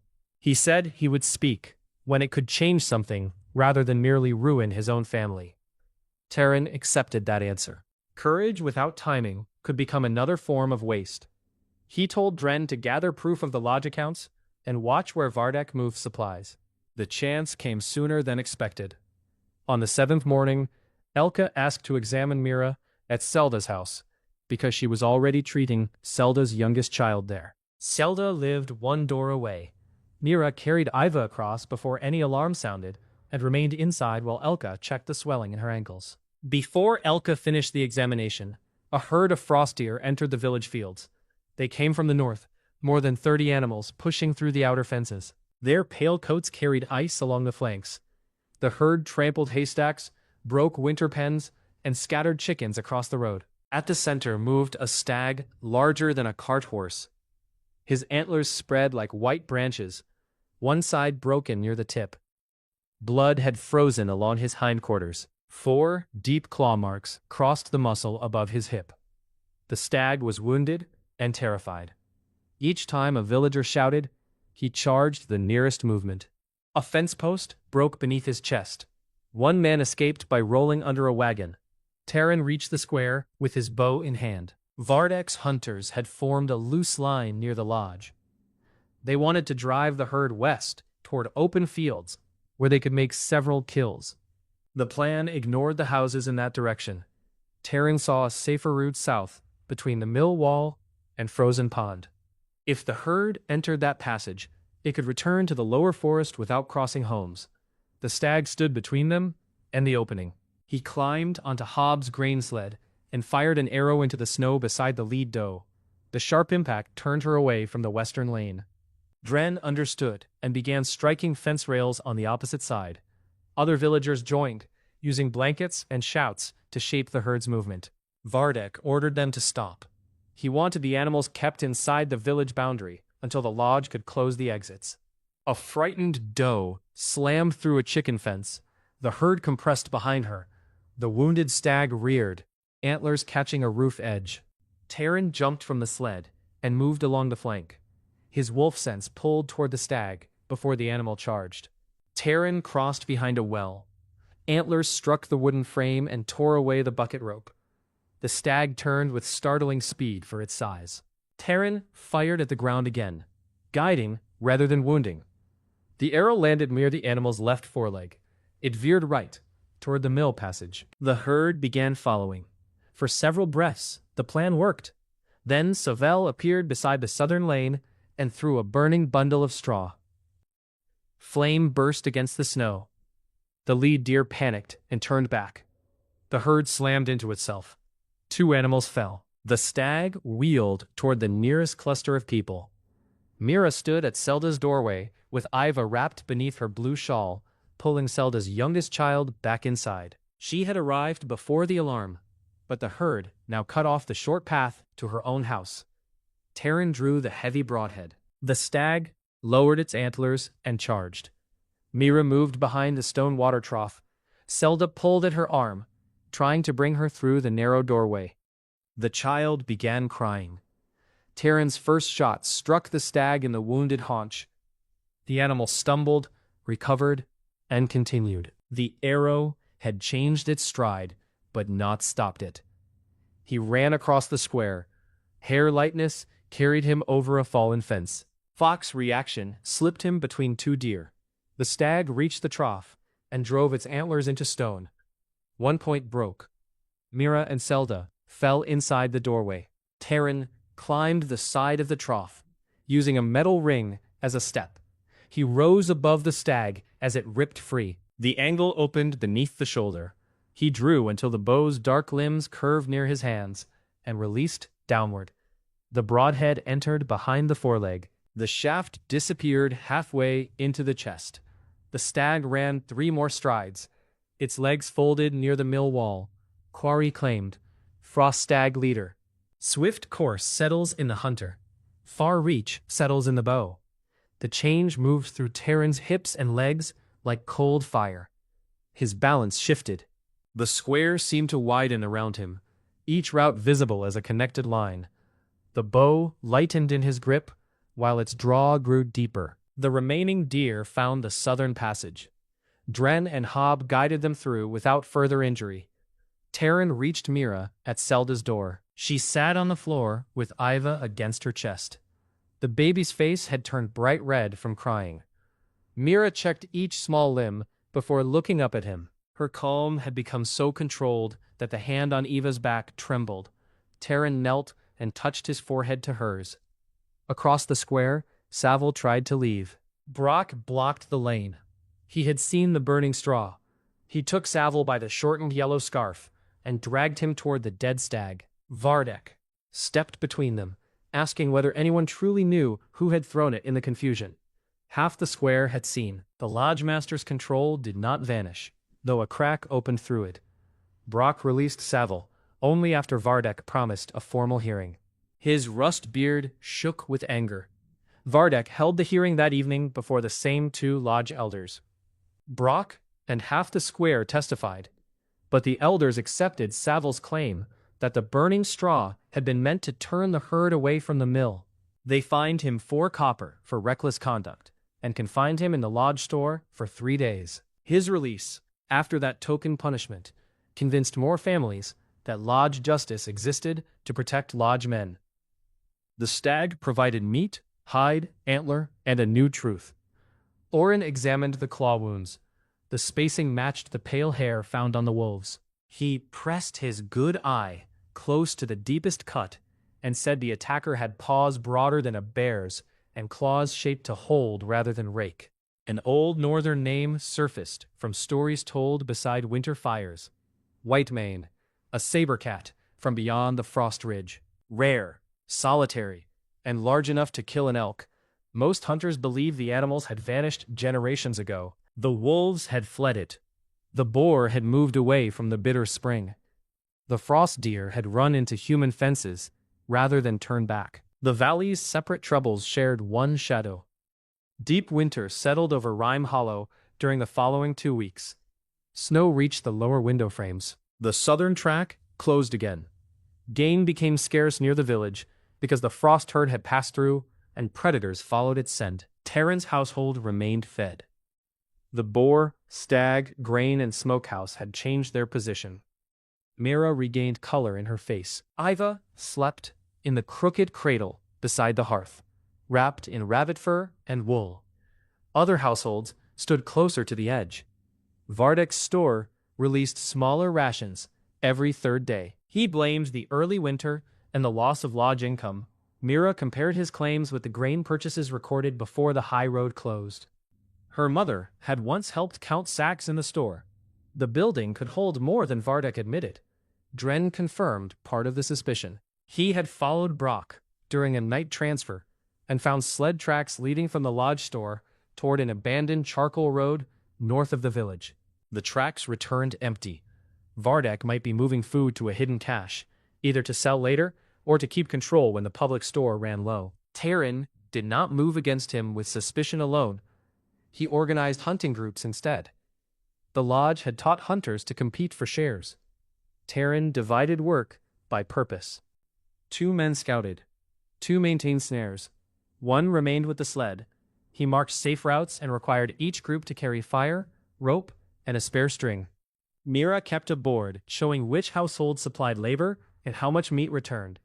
The first group took 6 hares and 3 grouse. The second found a wounded doe near the lower creek. Terran joined the third and killed 2 lean wolves that had been following a woodcutter. Each quarry added small strength. More important, each trip brought people home alive. Brock attended 1 planning meeting without Vardek. He stood in the doorway, boar tusk earring touching his beard, and criticized the route marks. Terran handed him the charcoal and told him to correct them. Brock added a creek crossing that stayed open under deep snow. Afterward, he left without accepting food. The lodgemaster noticed his absence. Vardek called a village gathering in the central hall. He wore his russet fox mantle and stood beneath the antler beams as though the building belonged to his bloodline. He accused Terran of dividing the village, stealing lodge trade, and placing untrained people in danger. Terran brought Mira's boards. The records showed every hunt, every share, every injury, and every payment. People could read their own marks, even if they could not read words. The widow Selda had contributed 3 days of firewatch and received exactly the meat listed. Hob had supplied the sled and received grain transport fees agreed before departure. Vardek called the marks childish. Mira asked to see the lodge ledger. The hall became quiet. Vardek said lodge records were private because traders' contracts required discretion. Mira replied that village grain purchased with household shares did not belong to private contracts. A baker asked how many sacks remained. A shepherd asked why his ration had been cut after he used Terran's smokehouse. Questions moved across the room faster than Vardek could answer. He regained control by opening 2 store bins and distributing an extra measure of barley to each family present. Hunger softened the meeting. People took the grain. Terran watched the store workers carry it out. The sacks bore old mill stamps. None came from the most recent shipment. Vardek still had reserves. That night, Dren arrived at Terran's house with a strip of waxed cloth. Inside lay a copied page from the lodge ledger. Dren's younger brother worked as a cleaner and had pressed charcoal over the writing while the book sat unattended. The numbers were incomplete, yet 1 line mattered. 12 sacks of barley and 6 barrels of smoked meat had been marked as spoilage and removed from the public store. No spoiled food had been burned or buried. The charcoal road tracks could lead to it. Terran planned to inspect the road at dawn. Before he left, a scream came from the northern houses. A man staggered into the square with 1 arm torn open. He had been checking goat pens near the old road when a bear came out of the dark. The animal dragged his companion into the trees. Oren smelled the wounds and found old meat rot on the torn coat. The bear had been feeding near stored food. Vardek immediately announced a lodge hunt. He chose 6 men. 3 were experienced, including Brock. The other 3 were poor hunters whose families owed grain. Dren's name stood among them. Terran understood the shape of the plan. The weaker men would push the bear from cover. Brock and the experienced archers would wait on high ground. If the drivers died, the lodge would call its sacrifice. If the bear escaped, Vardek could blame them. Terran walked into the lodge yard while the party prepared. He told Dren to step out of the line. Vardek said the boy owed service for winter rations. Terran placed the copied ledger page on a barrel. He asked whether those rations came from the 12 sacks marked spoiled. Vardek's face remained composed. Saville moved toward the page. Brock caught his shoulder and held him back. The lodge master said a wounded bear was already near the village. Arguments could wait. On that point, he was right.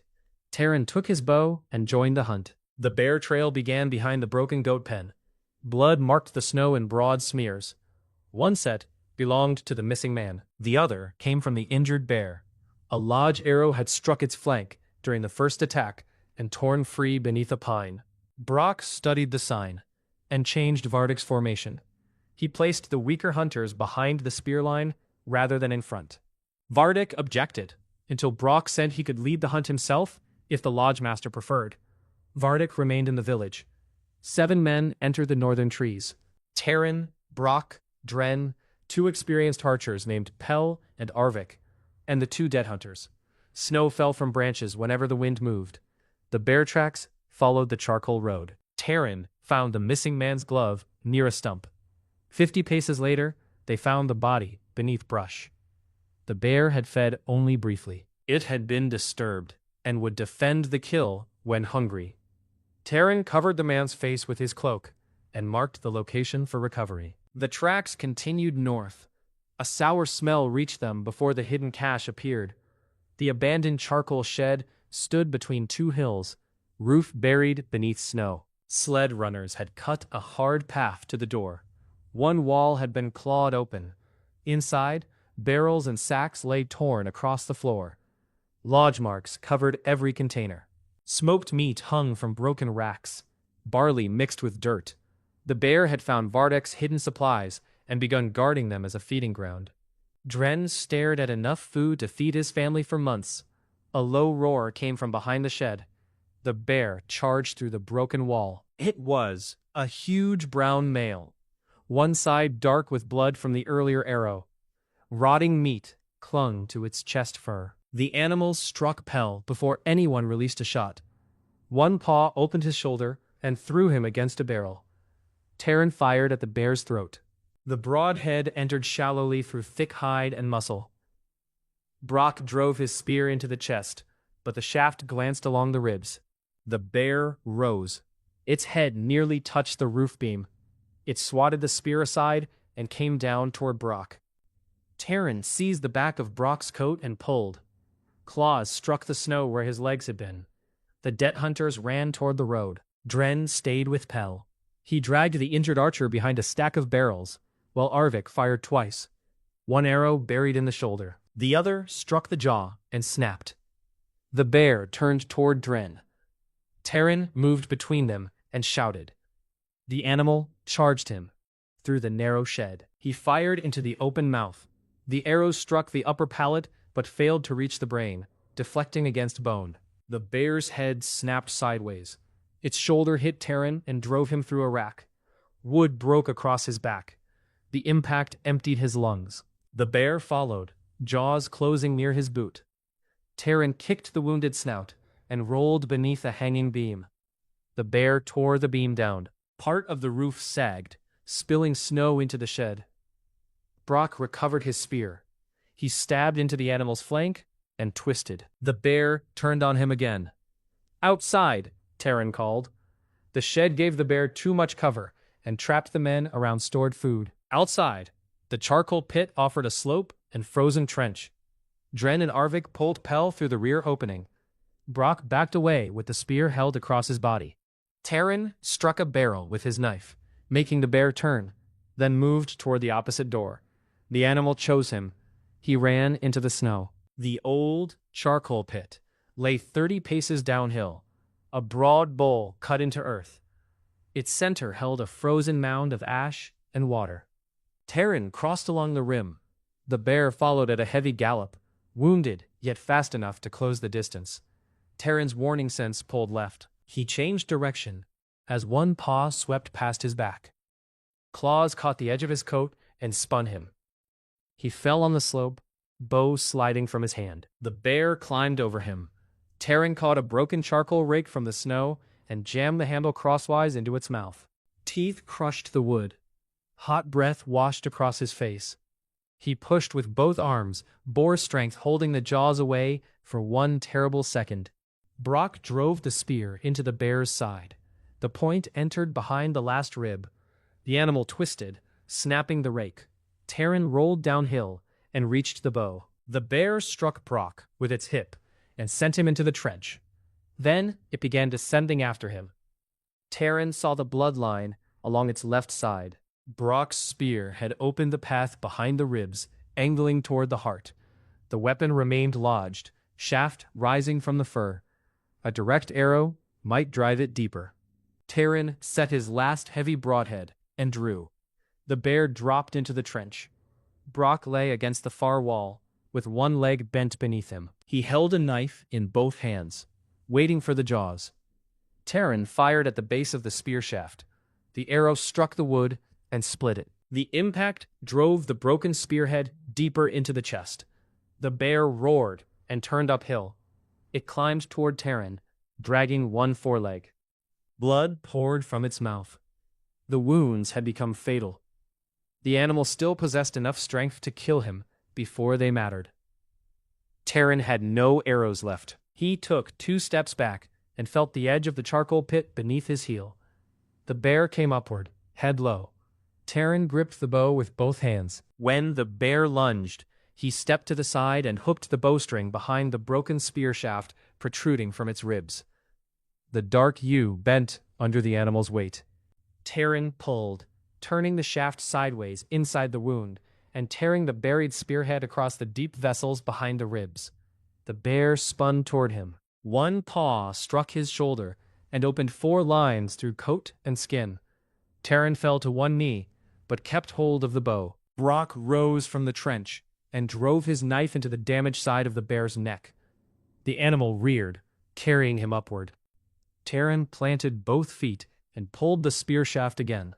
The wound opened. Blood rushed down the bear's chest.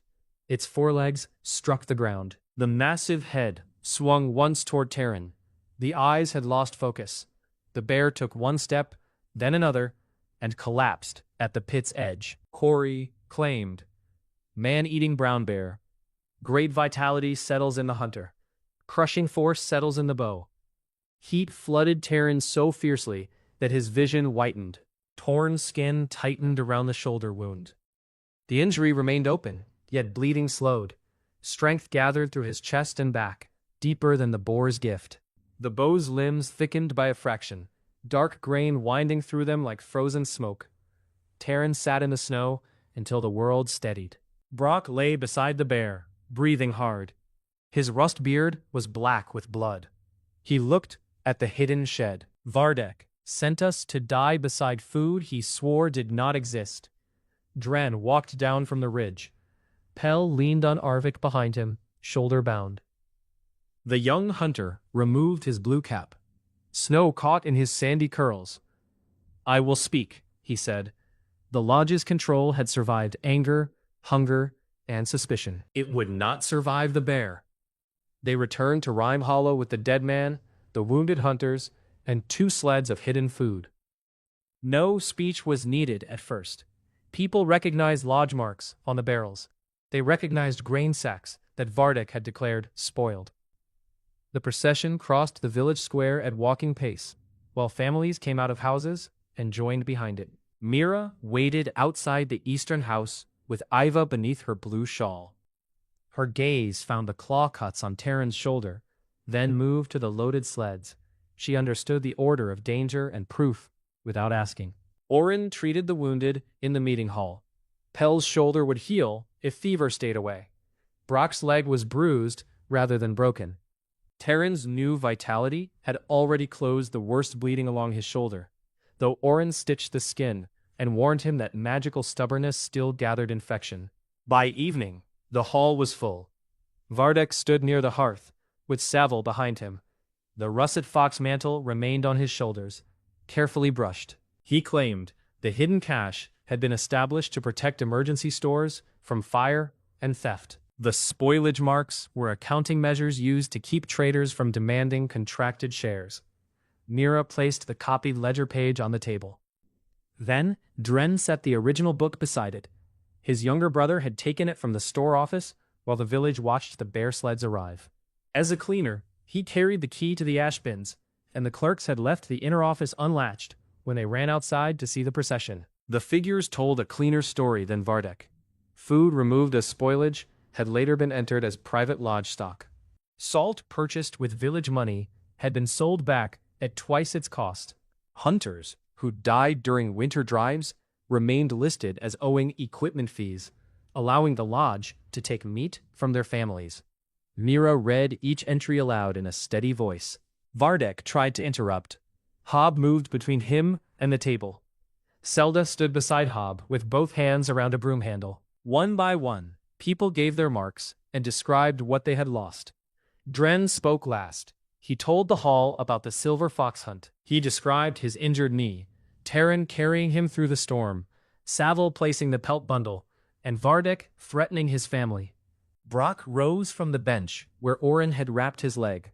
He said he had seen Saville throw burning straw during the frost herd panic. He had also seen Vardek choose debt hunters to drive the bear from cover.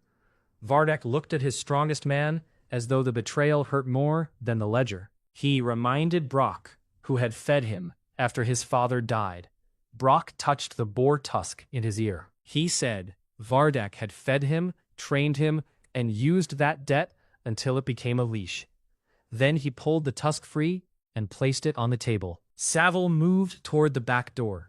Terran's warning sense turned before the man reached it. He saw one hand disappear beneath the shortened yellow scarf. Stop him, Saville threw a clay lamp into the store records stacked near the wall.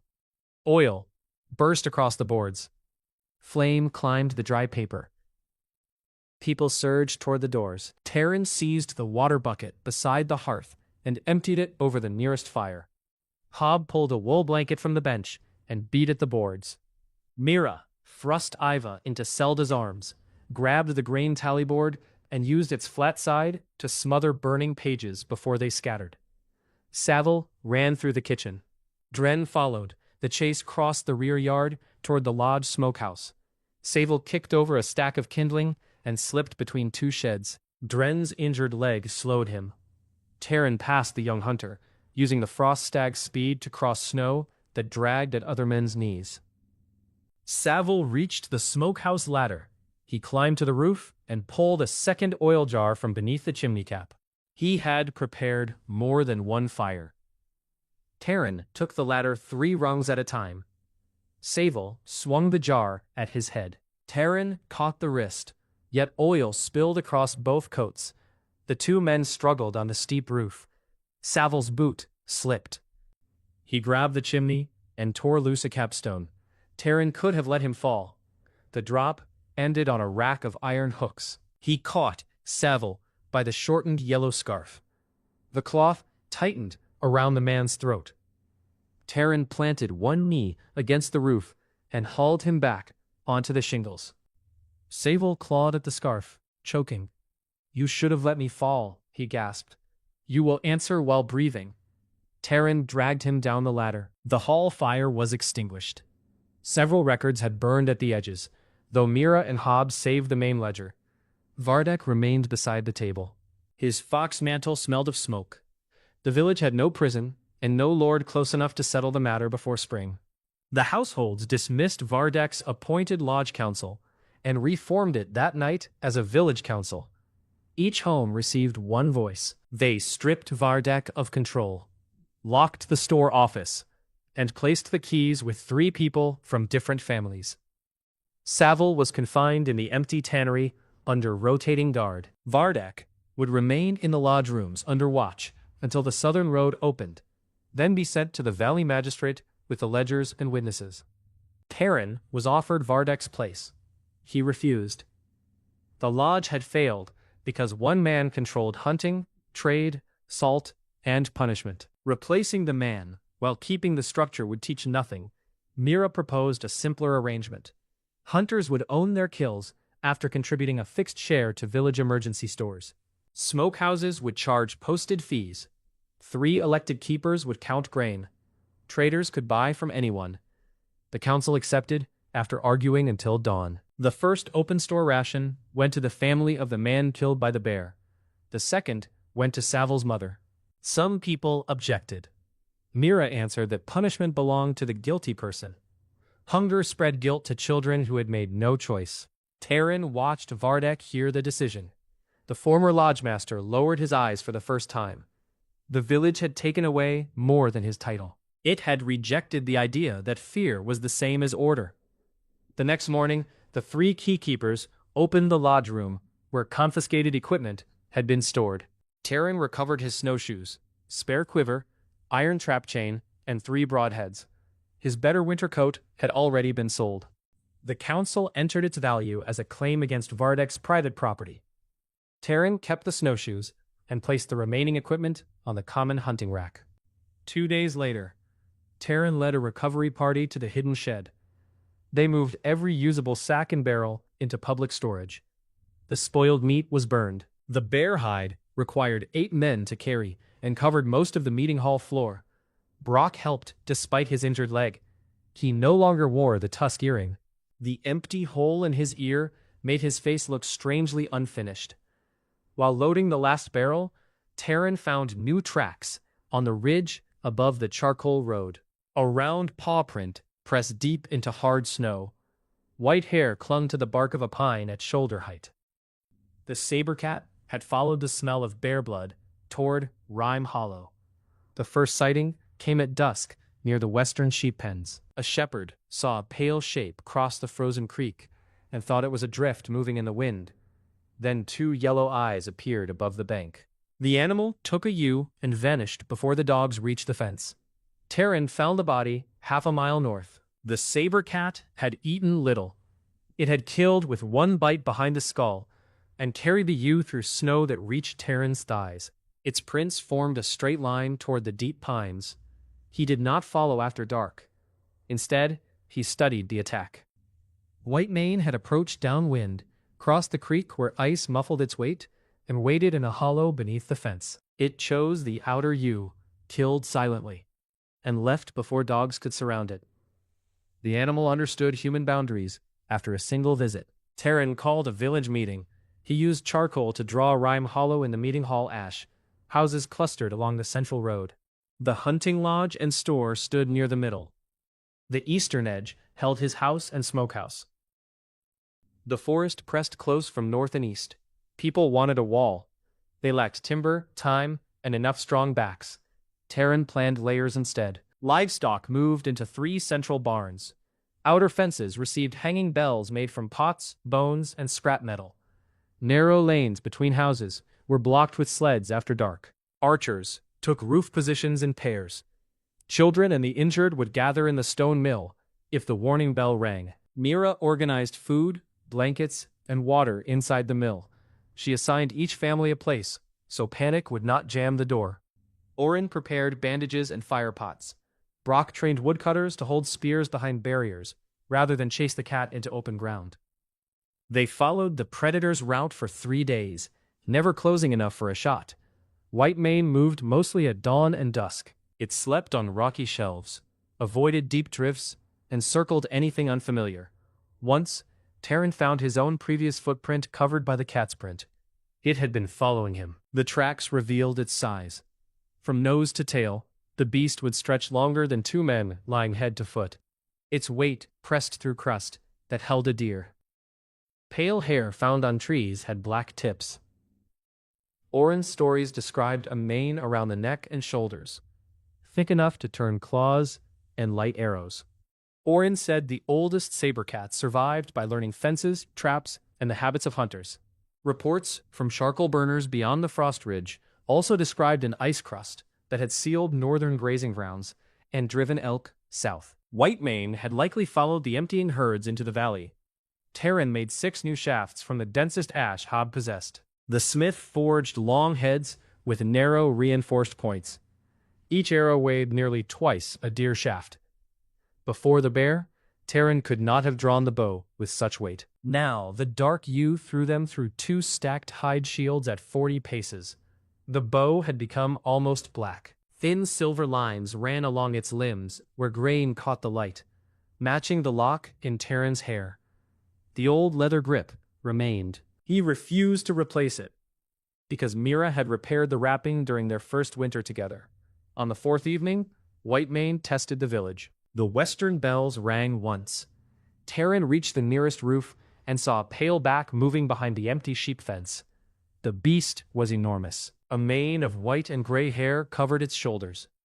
2 upper fangs curved below the jaw, even when its mouth was closed. Its tail dragged low through the snow. It looked toward the roof. Yellow eyes found Terran at 50 paces. He drew a heavy arrow. Whitemane did not run. It stepped behind a fence post, placing the narrow timber between its chest and the bow. The cover could not stop an arrow, yet the choice revealed thought. Terran aimed behind the shoulder and released. The saber cat moved at the sound of the string. It twisted sideways. The arrow cut through the mane and struck the upper foreleg instead of the chest. Whitemane roared, a deep sound that shook snow from roofs. Then it charged the village, not toward Terran, toward the opposite lane, where Dren and 2 woodcutters stood behind a sled barrier. The animal crossed 50 paces before Terran could set another arrow. It hit the sled with both forepaws. 1 woodcutter fell beneath it. Dren thrust his spear. The point entered the mane and bent. Whitemane swatted him across the lane. Terran fired from the roof. The second arrow struck the beast's flank at a shallow angle and cut a red line through pale fur. The cat turned upward, gathered itself, and leaped. Its forepaws caught the roof edge. Terran stepped back as claws tore through shingles. Whitemane pulled half its body onto the slope. The roof groaned beneath the weight.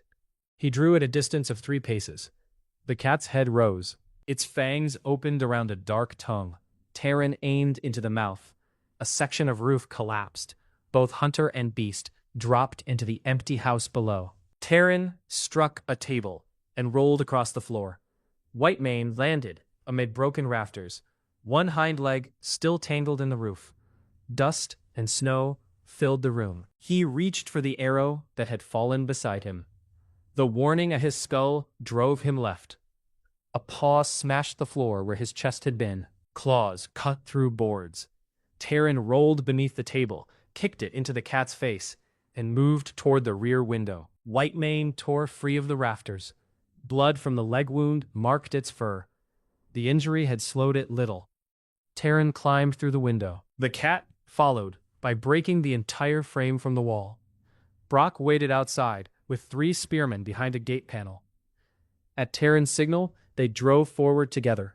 The panel struck Whitemane across the chest and pushed it sideways. Terran gained room to draw. He fired at the exposed ribs. The heavy arrow entered behind the shoulder, but only half the shaft disappeared. The mane and muscle absorbed much of the force.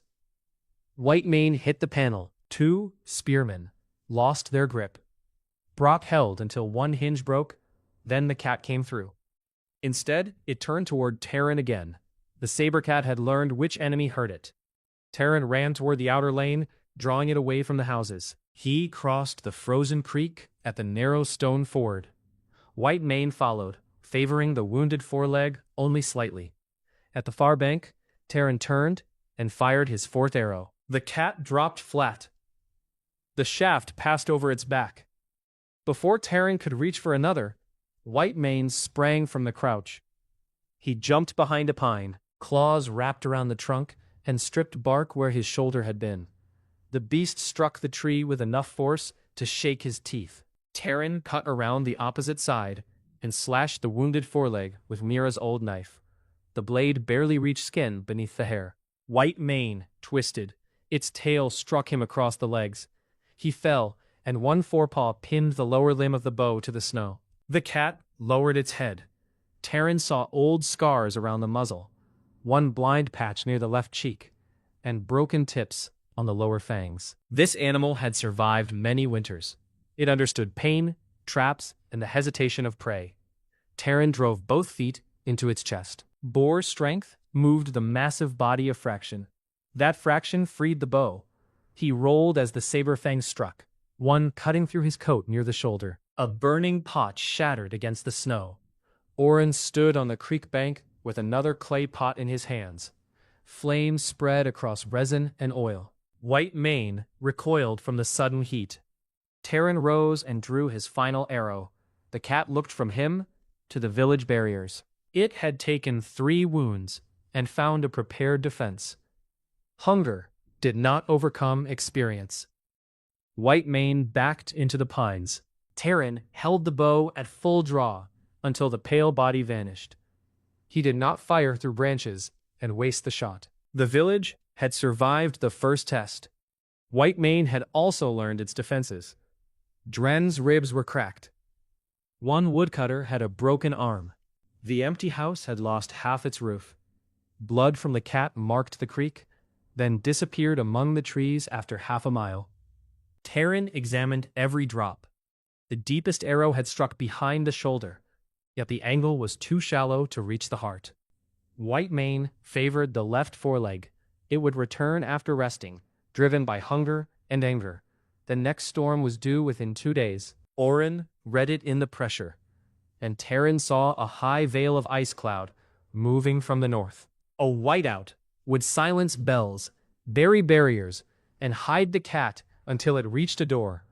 They needed to choose the battlefield before the storm chose it for them. North of Rime Hollow, the frozen creek passed through a narrow cut called Stone Throat.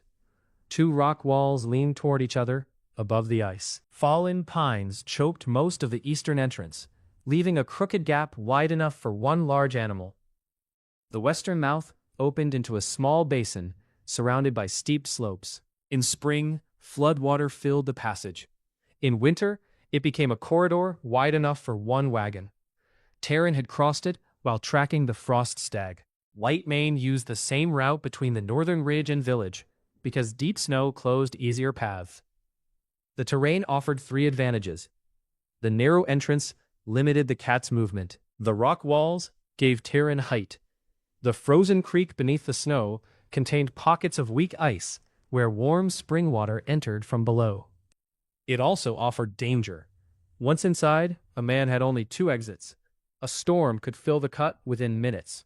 If White Mane avoided the weak ice or climbed the wall, the trap would fail with Terran inside it. They prepared for a day and a night. Hob built a heavy sled frame across the western mouth, leaving a gap that could be closed by pulling one rope. Brock and the woodcutters cut steps into the southern wall and trimmed the fallen pines until the eastern gap formed a controlled approach. Dren placed bait trails using bear fat and blood from the hidden cache. Orin packed resin firepots into niches above the passage. Mira measured rope, food, and lamp oil from the mill shelter, refusing every suggestion that she remain uninvolved. She also noticed a flaw. Once the storm began, Hob, Brock, and Dren would remain at the western basin. Dren's cracked ribs were strapped tightly, and he would use a light hunting bow from the southern steppe rather than run the lure route. 6 spearmen would guard the mill. Arvik would wait behind the last eastern house with the bucket of bear blood. Every trap position would be occupied before the lure began, so no one would need to race Terran or the cat through the storm. The bait trail ended in the basin beyond Stone Throat. If White Mane followed the smell and saw the sled barrier, it might turn before entering. Mira suggested hanging a fresh carcass above the weak ice inside the cut, high enough that the cat would need to step into the center to reach it. They used one of the deer killed during the herd panic. Terran planned 3 shooting positions. The first overlooked the eastern entrance. The second stood halfway along the wall. The third faced the weak ice from the western basin. He cached arrows at each point. He walked the route until darkness, counting steps through snow. Mira met him at the eastern house after midnight. Iva slept against her shoulder, one pale streak visible beneath the cap. The child had begun making small sounds in her sleep, as if arguing with dreams.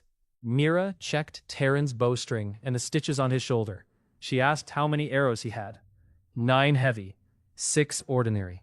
She placed a narrow offcut left from the first blue bow repair into his coat pocket.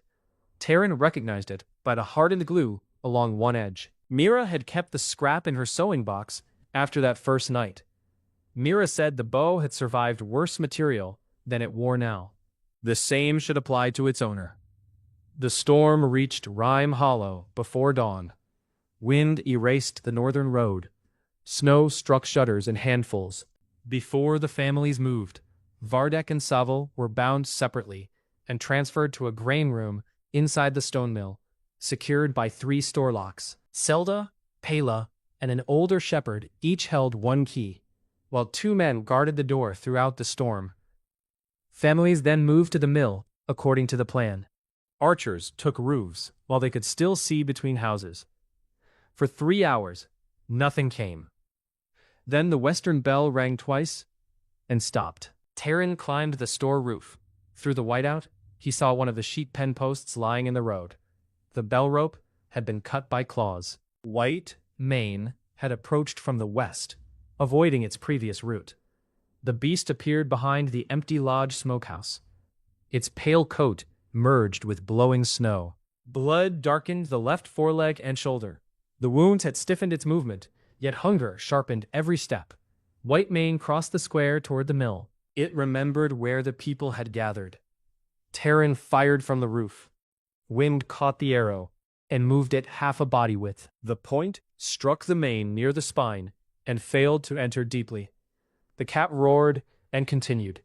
6 spearmen raised a barrier in front of the mill. Mira stood inside, organizing children away from the door. Oren waited behind the wall with firepots.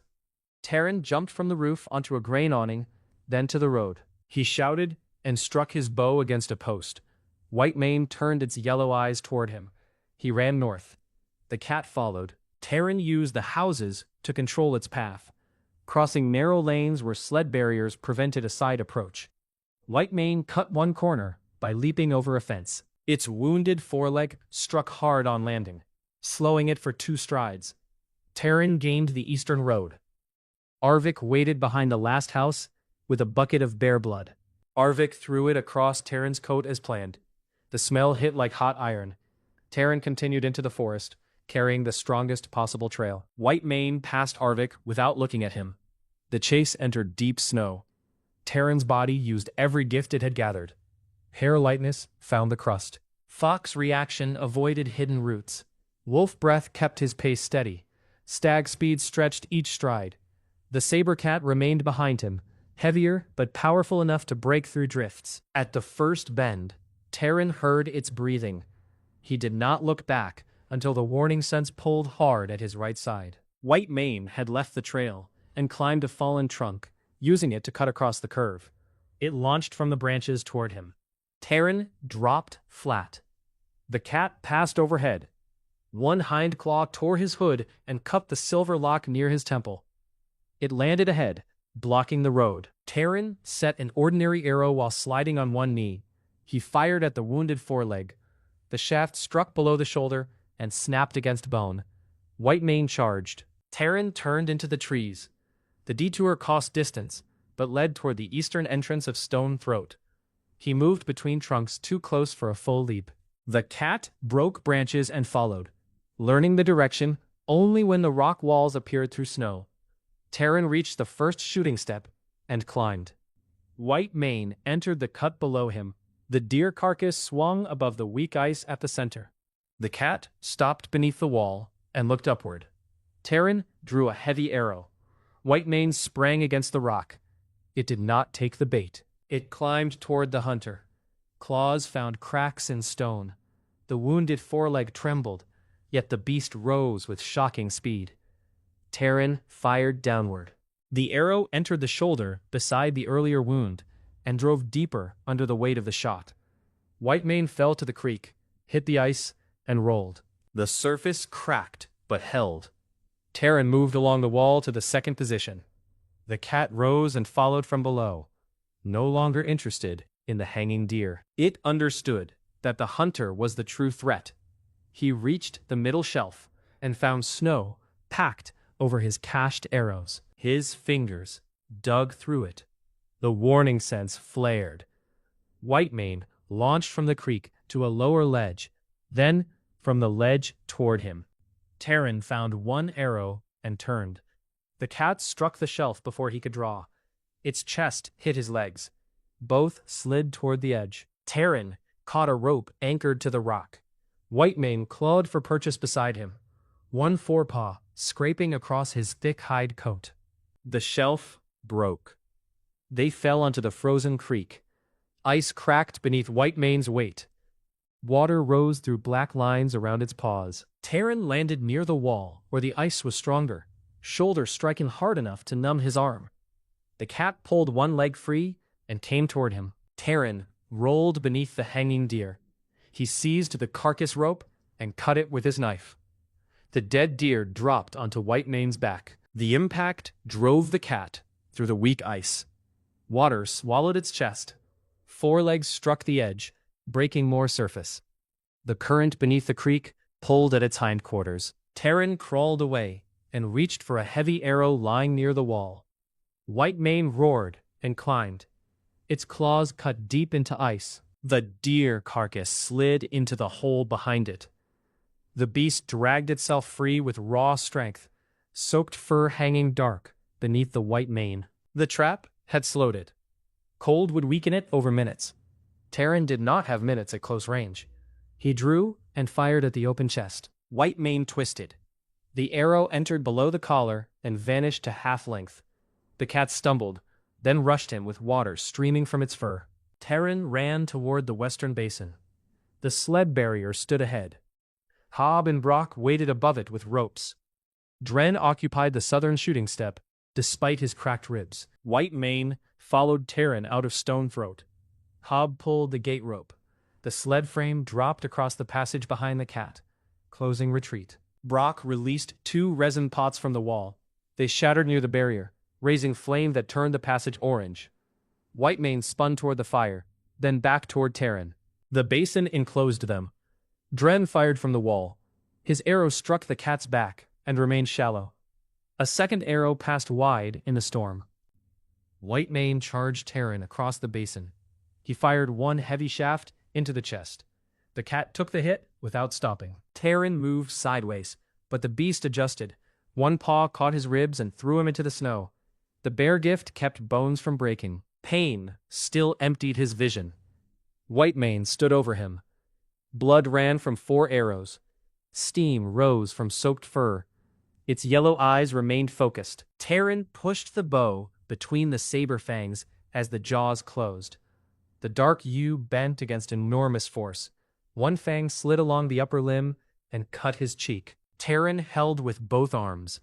Boar strength and bear vitality kept the bow between them, though his shoulders screamed. Whitemane shook its head. Terran left the ground, still gripping the bow.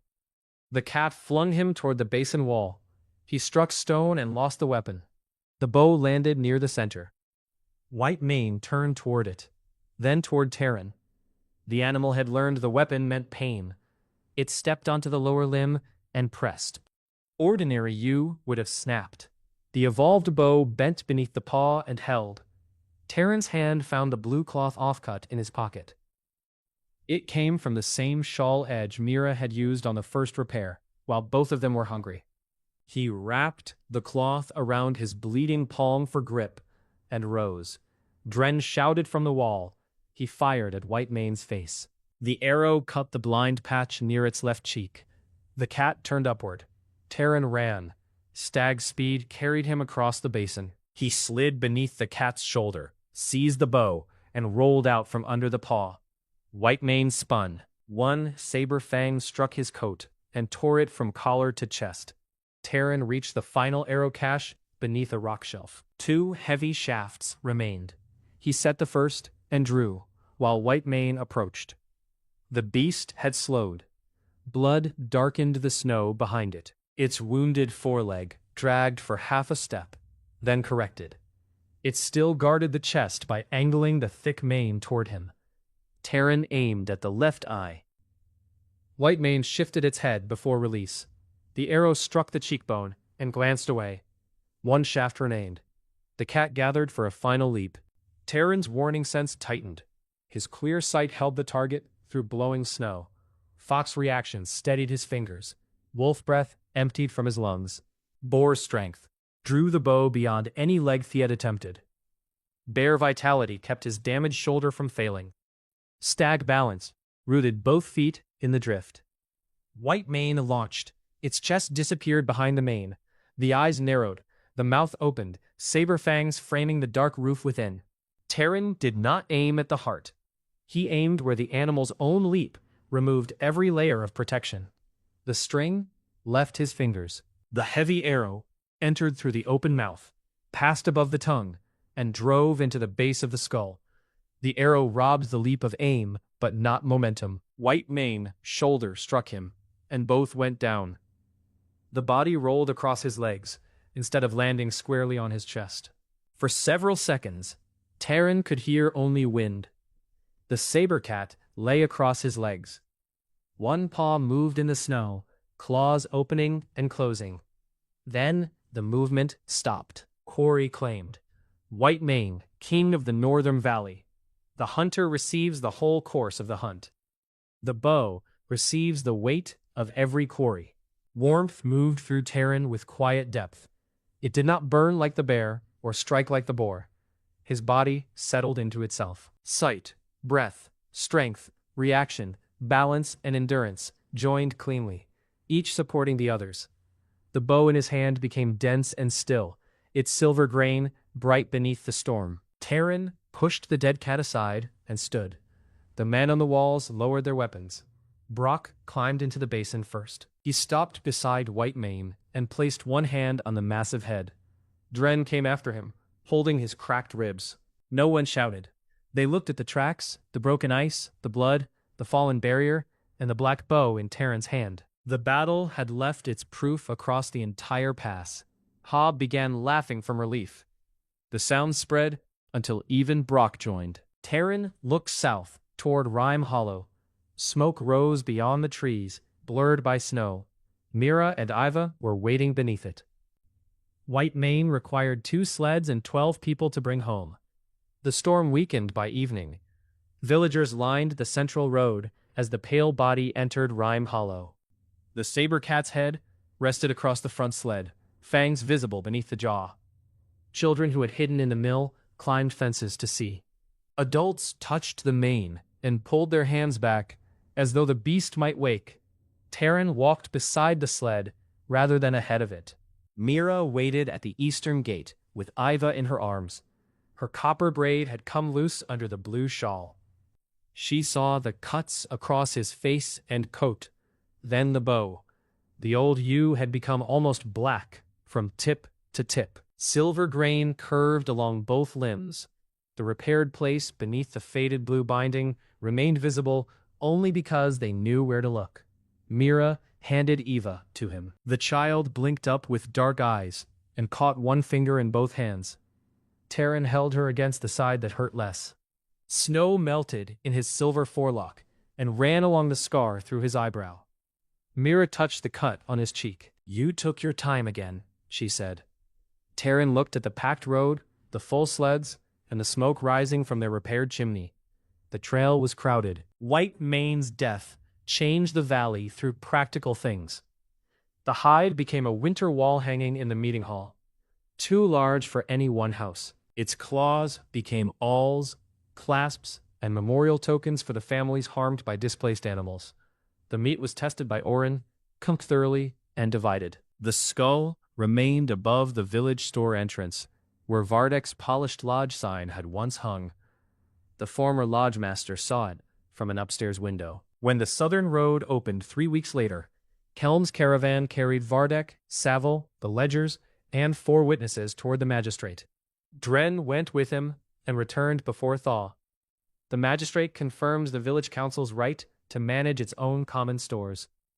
Vardek lost his trade charter and property claims. Saville received labor service at a southern road station for the fires and attacks. No one in Rime Hollow waited for their return. The hunting lodge remained open under a new name, It became the winter store and common smokehouse. 3 keys hung from 3 different belts. Prices were written on a board. Anyone could challenge the count during the weekly meeting. Mira kept records for the first winter, then trained Zelda's eldest daughter to share the work. Terran returned to the forest. The system continued. Hares sharpened sight by tiny degrees. Martins refined his balance in trees and on ice. A second boar deepened strength, though its gift felt smaller than the black tusks. Every hunt left something in him, and the bow. Meat entered homes. Hides became clothing. Bones became handles, needles, glue, and arrow points. The stronger he became, the less he needed to prove it. Brock joined several hunts. He carried a spear and wore no replacement for the tusk earring. Dren grew into a patient tracker, especially good at reading wounded animals. Hob built sleds with wider runners after observing the grain expedition. Oren complained about everyone while keeping half the village alive with herbs. Their decisions continued shaping Rhyme Hollow long after the danger passed. By spring, Terran's house had a new roof and a stone foundation around the western wall. The smokehouse expanded to twice its size. A covered wood rack stood where the wolves had burned the old pile. Inside, shelves held flour, onions, dried peas, and jars of rendered fat. Smoked meat hung from the rafters. Folded hides filled a chest near the bed. Iva's cradle no longer leaned. Dren had rebuilt it 3 times until Mira approved. On the first clear morning after thaw, sunlight entered through the eastern shutter. Mira sat near the hearth, copper hair shining as she fed Eva. The dark blue shawl lay across the back of her chair. Their daughter had inherited Terran's pale lock and Mira's amber eyes. Terran stood outside splitting kindling. He wore a new gray hunting coat lined with wolf fur. The black bow hung on the wall, beside the door, too heavy now for most men in the village to draw. Its silver grain caught the morning light. At the start of winter, the wall had leaked. The bow had been cracked. The shelf had held half an onion and a fistful of barley. Now the house smelled of bread and wood smoke. Mira opened the door and told him the snares would not check themselves. Terran set down the axe. He lifted the bow from its peg and tested the string. The note was low and clean. At the edge of the yard, small tracks crossed the last patch of snow. A hare had passed during the night and entered the pines. Terran followed at an easy pace. He hunted because the forest fed his family, because his hands knew the work, and because every trail still asked a question worth answering. Behind him, smoke rose from a warm house into the bright northern sky.